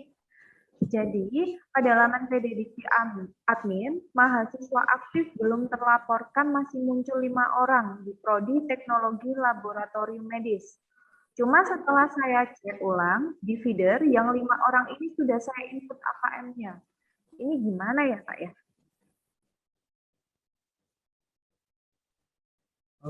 Begini, untuk laporan yang tampil di PDDT memang kadang-kadang kurang real karena laporan itu dibentuk setelah jam 1 malam di looping kan ya. Jadi laporan itu di hasil rekap per hari sebelumnya. Jadi mohon di-sync ke projectnya di besok hari, besok 1 hari setidaknya. Karena beberapa laporan di Dikti itu di PDDT memang itu hasil dari rekapan hari sebelumnya. Prosesnya seperti itu, berarti kurang bisa real. Pak Yono, mohon maaf. Kalau normalnya sebelum-sebelumnya gitu kan ya, itu 1 kali 24 jam biasanya hari ini gitu kan, besok itu saya cek itu sudah masuk ke laman ini biasanya, laman PDDT admin. Tapi yang ini nih udah 3 hari lah. 3 hari saya sinkron sampai sekarang itu masih muncul datanya yang 5 orang gitu. Mau dipastikan juga sinkronnya itu sukses Pak ya? Ada data gagalnya Pak? Kenapa Pak Yono? Sinkronisasinya itu sukses semua atau ada data yang gagal? Insya Allah sukses semua Pak Yono, nggak ada yang ini.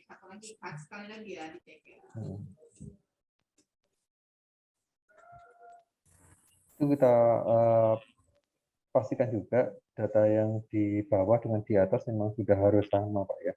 Kalau boleh kita catat nanti dari PT mana Pak? Universitas Binawan 031064. Mau nanti dicantumkan nama itunya, NRP mahasiswanya berapa aja, NIM-nya. Boleh Pak ya. Boleh.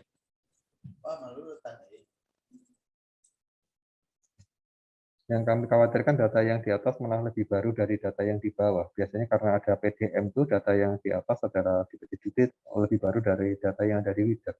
Itu aja. Mana perlu kita cross check datanya nanti.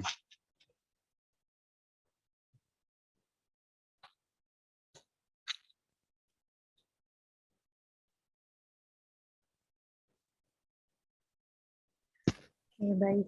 Nah, berarti Pak Samsul bisa disampaikan ya Pak nanti detail NPM atau NIM dari mahasiswanya agar nanti bisa kami bantu cek seperti itu ya Pak Samsul.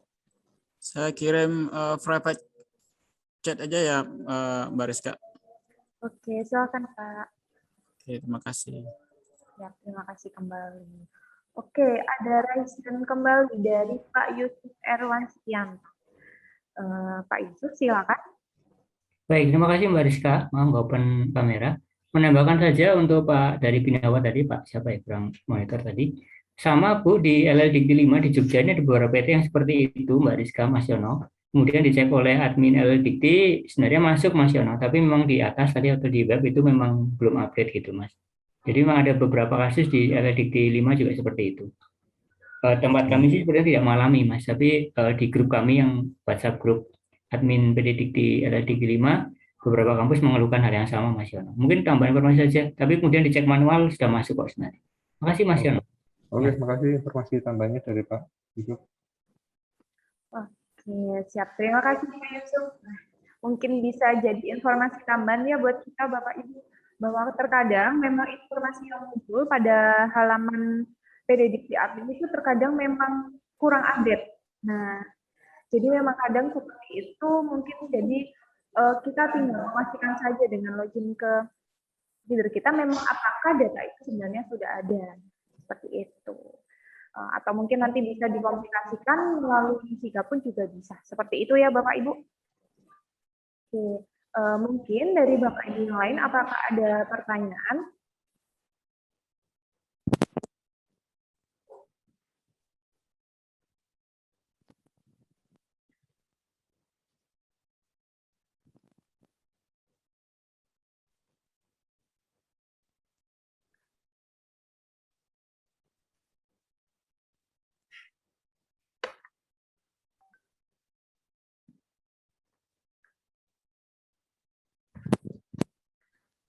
Oke, nah mungkin jika belum, mungkin izin dari kami untuk mengenalkan terkait salah satu aplikasi terbaru kami. Nah, sebelumnya izin kami untuk share screen terlebih dahulu.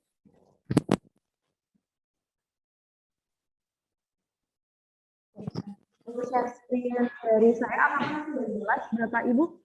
Sudah tampil? Sudah Mbak. Sudah Mbak Rizka, sudah. Oke, siap Bapak Ibu.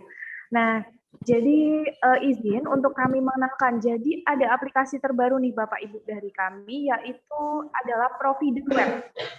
Nah, mungkin kalau sebelumnya kita sudah berkenalan, kita sudah akrab dengan Provider Desktop. Nah, kali ini kita mengenalkan lagi. Terdapat keluarga baru nih dari Sevima, yaitu produk Provider Web. Nah, untuk tampilannya sendiri, seperti yang sudah tampil pada halaman atau pada PC Bapak Ibu sekalian. Nah, jadi saat kita mengakses Provider Web ini, saat kita login, nanti kita akan dihadapkan dengan modul PD Dikti Feeder Integrator, Bapak Ibu. Nah, ini mungkin nanti akan jadi sedikit spoiler ya, Bapak Ibu. Nah, jadi pada Provider Web ini kegiatannya sama Bapak Ibu. Jadi kita melakukan pelaporan, namun mungkin dengan akses melalui website. Nah, mungkin kalau Bapak Ibu tidak ada yang akses dengan akad, nah aksesnya sama Bapak Ibu seperti si akad. Nah, dari aplikasi ini kita bisa melihat Bapak Ibu ada berapa jumlah kita yang belum terlapor, data kita yang belum valid, dan juga presentasi pelaporan kita. Nah, di sini kita juga bisa melihat Bapak Ibu data-data dari checkpoint kita. Checkpoint pertama dan juga checkpoint kedua. Nah, seperti ini. Ini contohnya. Nah, apabila pada checkpoint pertama dan checkpoint kedua kita, misalnya datanya sudah sesuai semua, akan langsung dibandingkan antara data si akad kita dan juga data yang ada di feeder kita, Bapak Ibu. Apabila semua pelaporannya sudah sesuai antara data si akad dan juga data feedernya ini sudah sama, maka pada kolom status ini Bapak Ibu nanti akan berubah menjadi hijau atau sudah sesuai. Nah, seperti itu Bapak Ibu. Jadi kita melalui aplikasi Provider ini kita bisa memantau Bapak Ibu. Sebenarnya pelaporan kita pada checkpoint pertama dan checkpoint kedua itu sudah sesuai belum? Nah, atau jangan-jangan ada data yang tertinggal. Nah, Dari sini kita bisa mengetahui Bapak Ibu, kita bisa cross-check sebenarnya data akademik dan data feeder kita ini sudah sama atau ternyata ada selisih. Nah, kita bisa mengecek dari sini Bapak Ibu. Di sini kita juga bisa mengecek terkait daftar PDM. Kalau ternyata kita mungkin sempat terlewat, oh ternyata data di feeder dengan data si akademik sempat ada selisih. Ternyata setelah kita mengirimkan data mahasiswa ke feeder, ada dilakukan perubahan pada si akad. Nah, kita juga bisa mengecek Bapak Ibu untuk daftar mahasiswa PDM yang ada di perguruan tinggi kita pada periode tersebut. Nah, contohnya seperti ini. Wah, ternyata di sini ada perbedaan nama ibu antara si akad dengan feeder. Nah, kita bisa mengetahui dari sini Bapak Ibu. Kita juga bisa mengecek terkait data akademik yang ada di si akad kita. Lalu kita juga bisa mengecek Bapak Ibu data yang sudah ada di feeder kita tanpa kita login pada aplikasi feeder kita Bapak Ibu. Nah, seperti itu. Nah, di sini kita juga lebih diutamakan agar sebelum kita melakukan pelaporan, nanti kita itu sudah tahu Bapak Ibu sebenarnya masalah data kita saat nanti kita melakukan pelaporan ini apa sih? Nah, bisa jadi di sebelumnya ini kita sudah dikasih warning Bapak Ibu bahwa data ini nanti ketika dikirimkan itu akan gagal. Karena apa? Ternyata kelulusan mahasiswa ini sudah dilaporkan, sehingga kita tidak bisa melaporkan lagi AKM-nya. Nah, kita sudah mengetahui masalah ini Bapak Ibu sebelum kita melakukan pengiriman data. Seperti itu. Nah, mungkin sudah ada pertanyaan dari Bapak Ibu. Mbak, saya kapan nih bisa pakai aplikasi ini? Nah, jadi dari kami Bapak Ibu sudah memiliki sedikit rencana terkait sepertinya setelah nanti penutupan periode 2022 kita bisa mulai Bapak Ibu untuk mulai beralih menuju ke provider web ini. Nah, mungkin ada pertanyaan lagi, Mbak, PT saya dapat urutan keberapa nih buat bisa beralih? Tenang Bapak Ibu, nanti kita akan melakukan peralihan ini secara bergilir Bapak Ibu. Nah, kemarin-kemarin ini sudah ada Bapak Ibu beberapa PT yang sudah melakukan pengiriman datanya melalui provider web ini. Bahkan sudah ada laporan bahwa menggunakan provider web ini, alhamdulillah, untuk laporannya sudah bisa mencapai 100%. Nah, mungkin dari Bapak Ibu sudah ada yang bertanya-tanya terkait, wah Mbak, kayaknya nggak sabar nih pengen nyoba. Nah, Bapak Ibu nanti bisa Bapak Ibu untuk melakukan pengiriman ataupun pelaporan menggunakan aplikasi ini. Nah, pastinya nanti Bapak Ibu bisa fokus terlebih dahulu Bapak Ibu. Kita selesaikan dulu pelaporan kita di periode 2022 ini. Nah, kalau kita sudah selesai, nah kita bisa nih Bapak Ibu mulai belajar dengan aplikasi provider web ini. Seperti itu Bapak Ibu.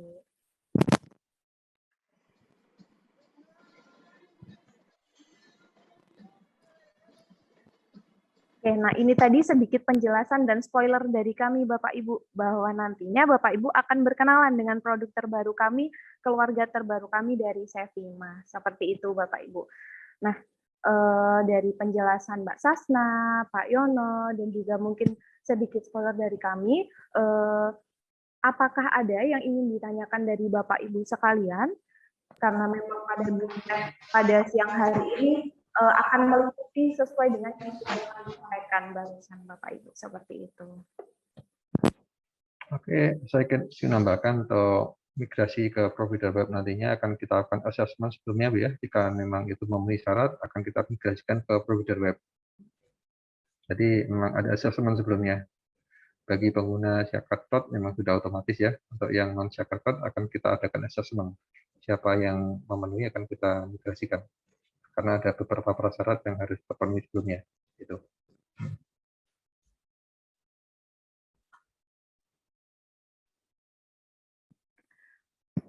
Oke, siap. Terima kasih Pak Yono.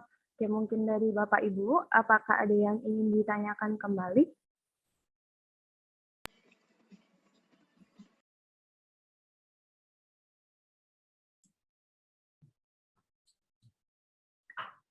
Oke, baik. Mbak Rizka mau nanya. Iya, Bu Citra. Jika sudah beralih di provider web ini, apakah untuk yang provider yang sebelumnya itu nantinya sudah nggak bisa dipakai atau bagaimana? Oke, baik. Kan kalau di Poltekkes Surabaya kan kita per tahun ya kontraknya Pak Yono ya. Nah itu nanti untuk selanjutnya bagaimana? Apakah kita juga bisa menggunakan yang web ini atau bagaimana? Oke, baik. Izin menjawab ya Bu Citra. Nah, jadi ke depannya nanti Bu, seperti yang sudah disampaikan oleh Pak Yono tadi, semua PT berkesempatan Bu untuk bisa melakukan pengirimannya menggunakan provider web ini. Nah, karena ini juga bagian dari provider. Nah, mungkin ini seperti generasi selanjutnya Bu, seperti itu. Nah, lalu bagaimana jika nanti sudah menggunakan provider web, apakah provider desktopnya nanti akan tidak digunakan kembali atau dinonaktifkan? Nah, apabila nanti sudah beralih ke provider web, maka nanti kita akan lihat Bu, bagaimana perkembangan pelaporan dari perguruan tinggi tersebut. Apakah sudah lancar? Nah, kalaupun nanti misalnya ada kendala, nanti dari Bapak Ibu sekalian bisa menyampaikannya Bu ke kami. Nah, karena pada provider web ini juga tersedia fitur live chat yang akan terhubung dengan tim kami. Nah, nantinya jika dalam proses pelaporannya ternyata kita sudah bisa mengambil kesimpulan, oh ternyata PT ini sudah lancar dalam pelaporannya menggunakan provider web, maka nanti untuk provider desktopnya bisa dinonaktifkan Bu, seperti itu.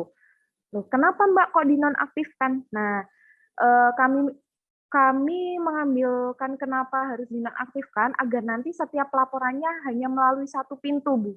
Jadi nanti tidak akan ada perbedaan data antara provider desktop dan juga provider web. Seperti itu Bu Citra.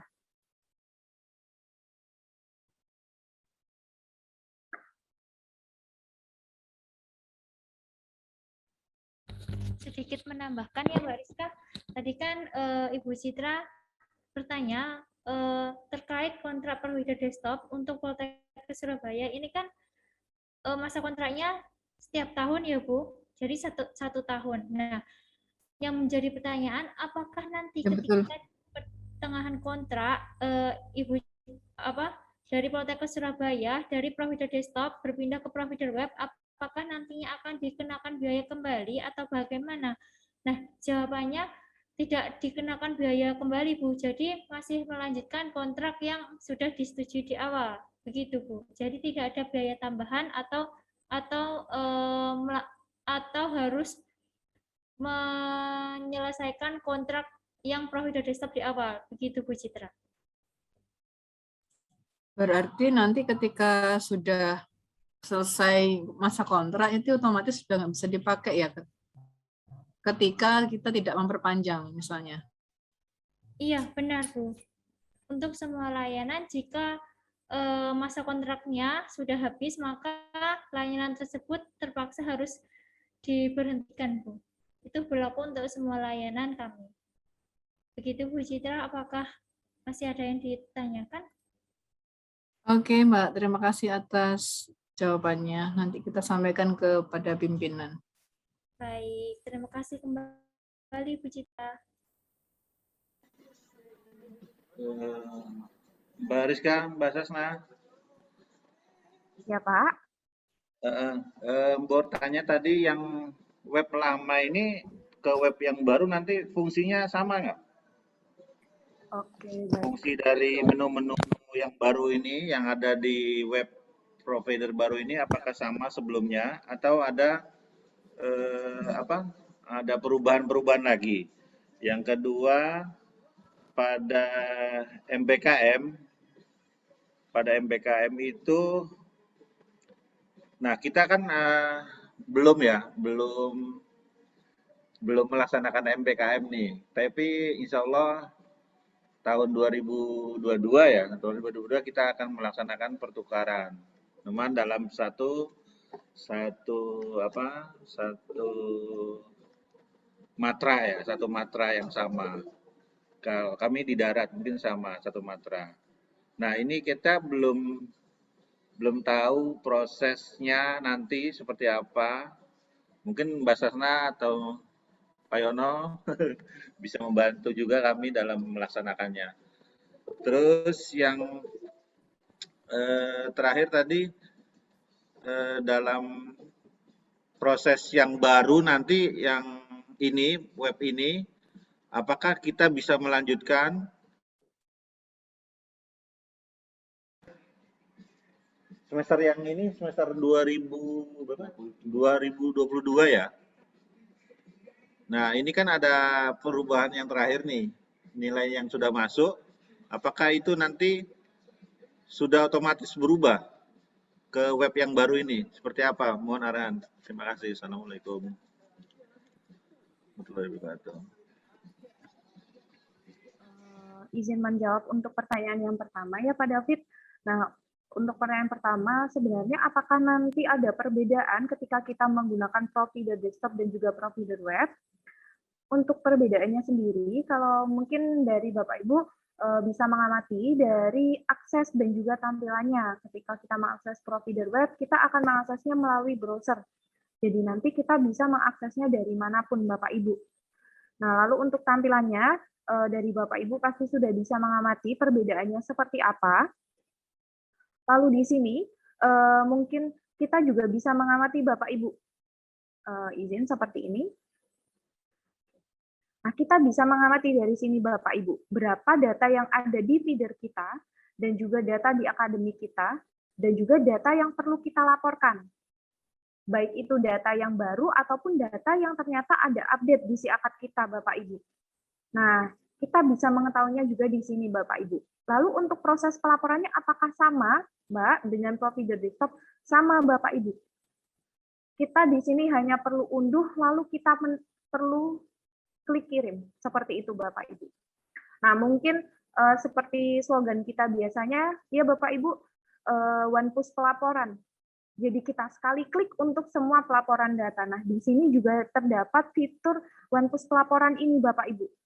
Jadi selama data tidak valid kita di sini sudah 0, kita bisa melakukan pengiriman untuk semua data dengan sekali klik, yaitu hanya kita lakukan klik pada tombol kirim ke feeder. Seperti itu Bapak Ibu. Lalu di sini sebenarnya kita juga bisa melakukan simulasi PIN. Nah, di sini kita juga bisa melakukan simulasi PIN karena pastinya nanti setiap perguruan tinggi akan melakukan pengajuan PIN untuk setiap mahasiswanya. Nah, di sini kita juga bisa mensimulasikannya. Lalu juga ada yang seperti tadi kita sempat bahas, yaitu ada daftar PDM. Nah, lalu di sini juga ada terkait validasi data feeder kita, lalu kita mengkomparasikan. Sebenarnya data yang ada di SIAKAD kita ini dengan data feeder apakah sudah sama? Nah, mungkin ada seperti ini, ada data yang melebihi SIAKAD. Ada juga ternyata data yang kurang dari SIAKAD. Nah, kita bisa melakukannya di sini, Bapak Ibu. Seperti itu. Nah, mungkin sebelumnya sudah ada dari Bapak Ibu yang sempat melihat pada status ataupun story WA kami terkait provider web ini. Nah, seperti itu Bapak Ibu. Lalu terkait pertanyaan yang kedua, mungkin dari Mbak Sasna dan juga Pak Yono bisa membantu menjawab. Mbak Sasna, Pak Yono.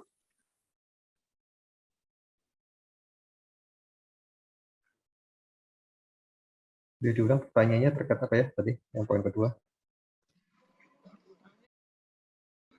Yang MBKM, Pak Yono. Oh iya.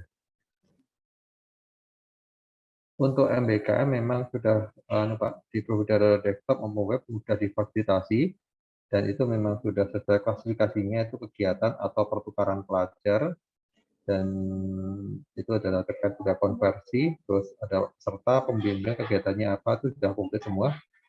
Dan nantinya jika ada proses cut off akan melanjutkan sebetulnya provider web ini, melanjutkan apa yang sudah dilakukan pengiriman di provider desktop. Nah, terus data terkait apa Pak ya untuk MBKM ini, kan adanya banyak.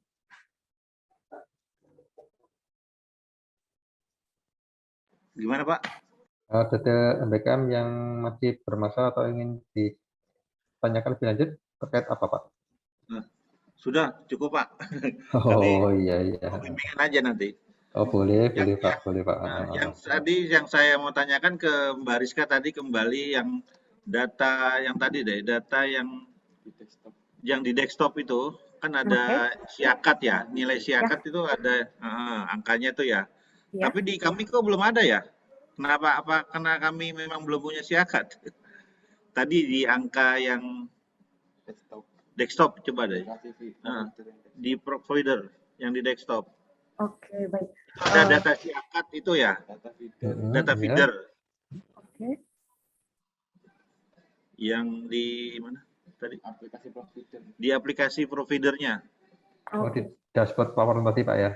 Ya, itu di situ ada nilai angka siakat ya nilai. Ya, Kita kok ya. di PTDI itu masih 0 ya. Dari PT mana Pak? Nanti kita bantu cross check. Ya, mohon dibantu Pak Yono ya. Terima kasih Pak Sasna, Mbak Rizka. Siap Pak David. Oke, baik. Di sini ada Pak Hussein dari UPJ. Oke, mungkin ada yang ingin ditanyakan Pak Hussein? Ya, terima kasih Mbak Rizka.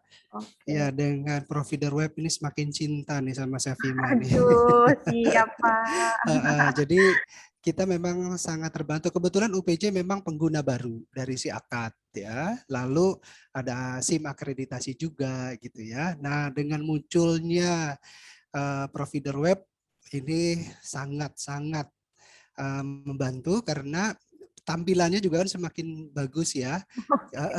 Juga kita bisa lebih melihat gitu ya. Terlihat lebih apa untuk membacanya juga lebih enak. Nah, menjadi pertanyaan adalah karena kita sendiri kan ini emang belum digunakan ya. Ini baru pengenalan aja ya. Spoilernya aja gitu kan ya. Iya, betul Pak. Nah, untuk provider web, ini ada nggak ya menu untuk perbaikan laporan periode lampau? Gitu. Nah, karena kan biasanya kalau ada perbaikan periode lampau ini kan prosesnya lama ya. Kita harus mengajukan dulu, lalu ada berkas-berkas yang harus dilampirkan, lalu di admin ya, lalu ada proses verifikasi yang kadang sebulan, 2 bulan, 3 bulan baru ini bisa datanya aksesnya baru dibuka misalnya begitu. Kalau memang yang ada ini sangat membantu sih. Cuma itu aja sih mau tanya apakah ada menu itu. Siap Pak. Oke, kalau perbaikan untuk data periode lampau ini apabila seperti itu mungkin ini terkait biodata mahasiswa ya Pak ya? Ya, betul. Oke, baik Pak.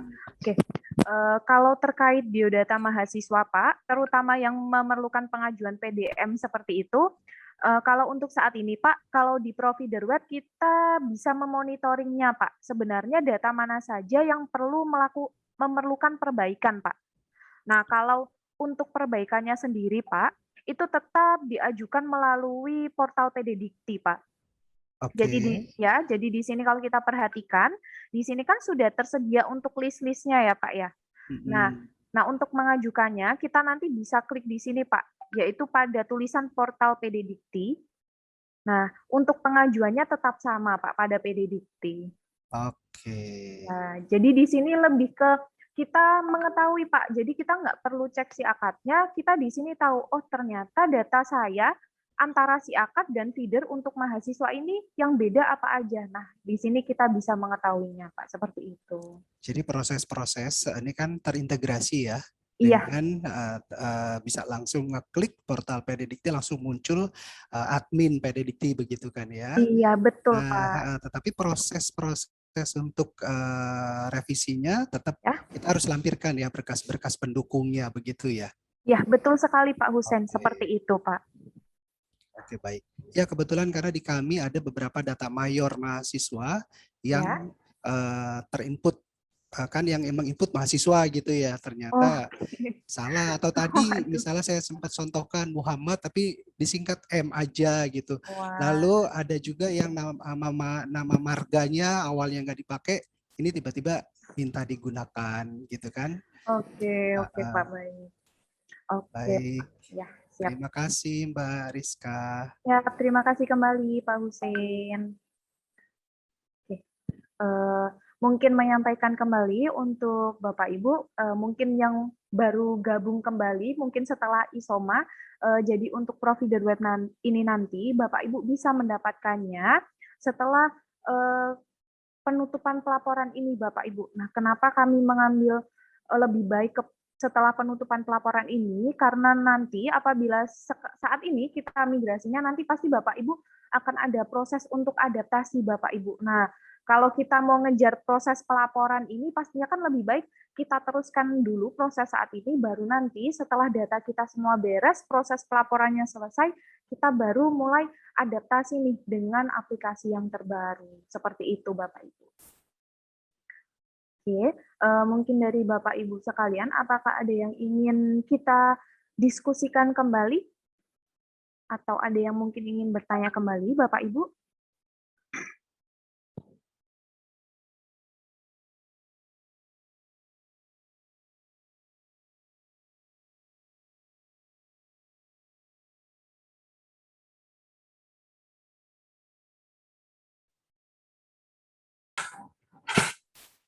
Mbak mau nanya dari Poltekkes Palembang.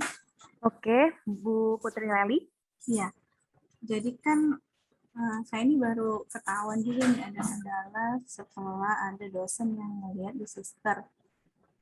Jadi ini ada kaitannya sama pengiriman data melalui provider soalnya. Nah, jadi kan kami mengirimkan data PA dan LTA. Nah, di data PA itu, PA dan LTA itu ketika dilihat di laman sistemnya si dosen, itu ada tulisan merah tidak sesuai dengan apa ya, untuk LKD kayak gitu. Nah, jadi ternyata setelah dicari tahu, itu begitu mengirimkan datanya itu salah pengisian aktivitas. Salah pengisian, ini yang untuk LTA ya Mbak ya, salah pengisian aktivitas. Jadi contoh gini, kalau misalnya yang untuk dosen pembimbing 1, nah itu begitu terkirim ke feeder, melalui provider, itu jenis aktivitasnya adalah, apa ya tadi jenis aktivitasnya,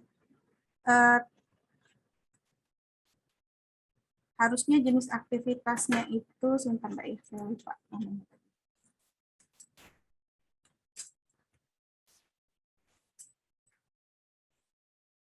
Harusnya jenis aktivitasnya itu laporan, garis miring, tugas akhir studi, dalam kurung pembimbing utama. Terus kalau yang untuk pembimbing pendamping itu yang dalam kurung pembimbing pendamping. Nah, yang muncul di feeder setelah dilaporkan melalui provider, dikirimkan melalui provider, bukan jenis yang itu, tapi jenis yang lain. Nah, itu yang menyebabkan di sistemnya jadi merah, Mbak. Nah, yang pertanyaan saya itu di Siakat kami tuh nggak memilih jenis kegiatan, jenis aktivitas gitu loh. Begitu terkirim langsung tiba-tiba muncul jenis aktivitasnya itu. Kalau kita ngisi manual di feeder kan kita bisa pilih jenis aktivitasnya. Nah, itu apakah di provider kita bisa cek yang mana yang sudah jenis aktivitasnya apa kayak gitu Mbak? Apa ada pengaturan lain seperti itu? Seperti jawab, memang itu karena problem utamanya kan di Siakat memang belum ada jenis aktivitasnya ya. Ketika kami kan mapping ke feeder itu juga menjadi terkendala tersendiri. Makanya itu sementara memang masih settingan default yang ini juga masih kami kembangkan buat membuat settingan entry-nya seperti apa. Gitu. Dan di Siakat kali kan belum ada itu aktivitasnya nantinya menjadi apa kan belum ada. Tadi yang mapping dengan feeder terkait dengan aktivitas jenisnya tadi. Ini memang masih proses default di providernya yang akan kita ubah ke mode settingan nantinya. Oh, baik, jadi nanti ke depannya kita bukan salah kita milih di AMS-nya ya Pak. Soalnya saya takutnya nanti ke depannya ini kan lagi memperbaiki data nih. Nanti ke depannya saya takutnya kembali lagi seperti itu. Ya? Kita perbaiki karena memang disiapkan nggak ada settingannya. Nanti di providernya akan melakukan setting jenis yang dipilihkan itu apa, ada settingannya. Baik. baik itu yang web maupun yang desktop sama. Oke, baik. Terima kasih. Sama.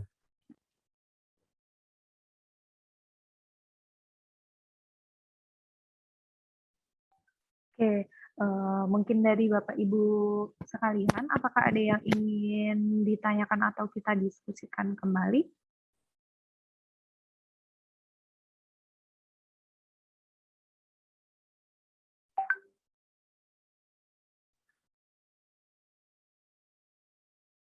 Oke, baik.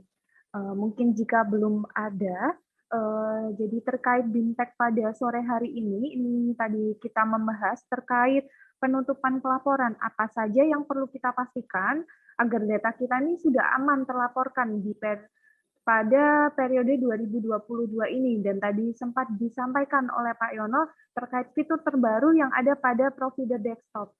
Nah, dan juga tadi sempat ada spoiler nih terkait produk terbaru atau keluarga terbaru dari Sevima.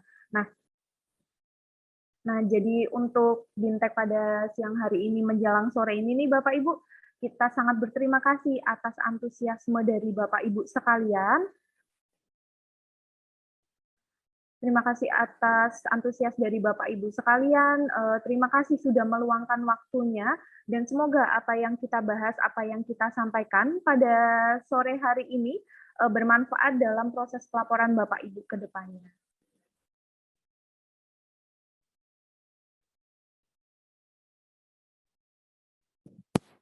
Oke, nah mungkin sebelum kita tutup terakhir, di sini ada pertanyaan dari Pak Metro.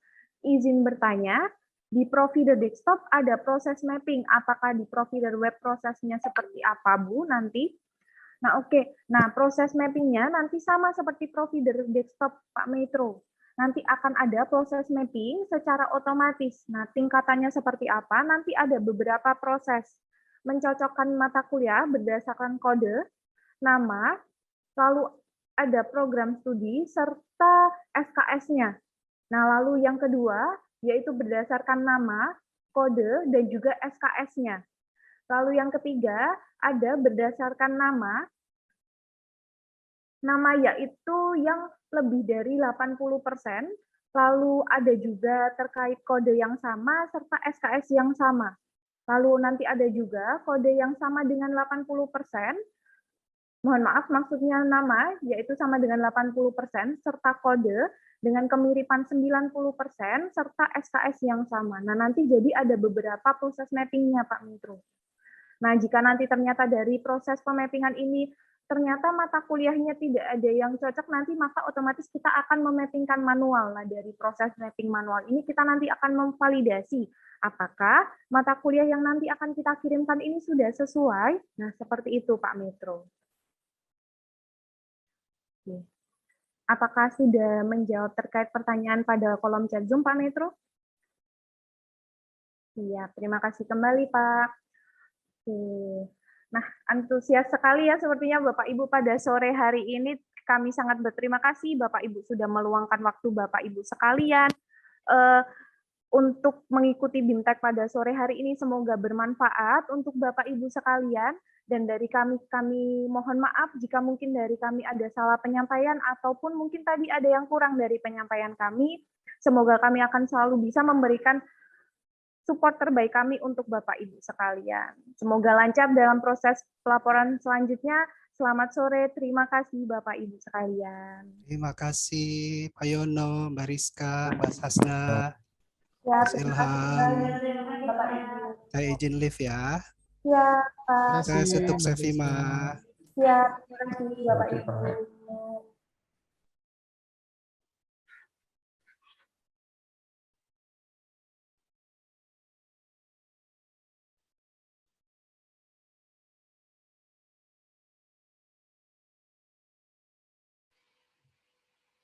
Baik, Pak Bimbing masih di situ, bisa dibantu untuk end meeting.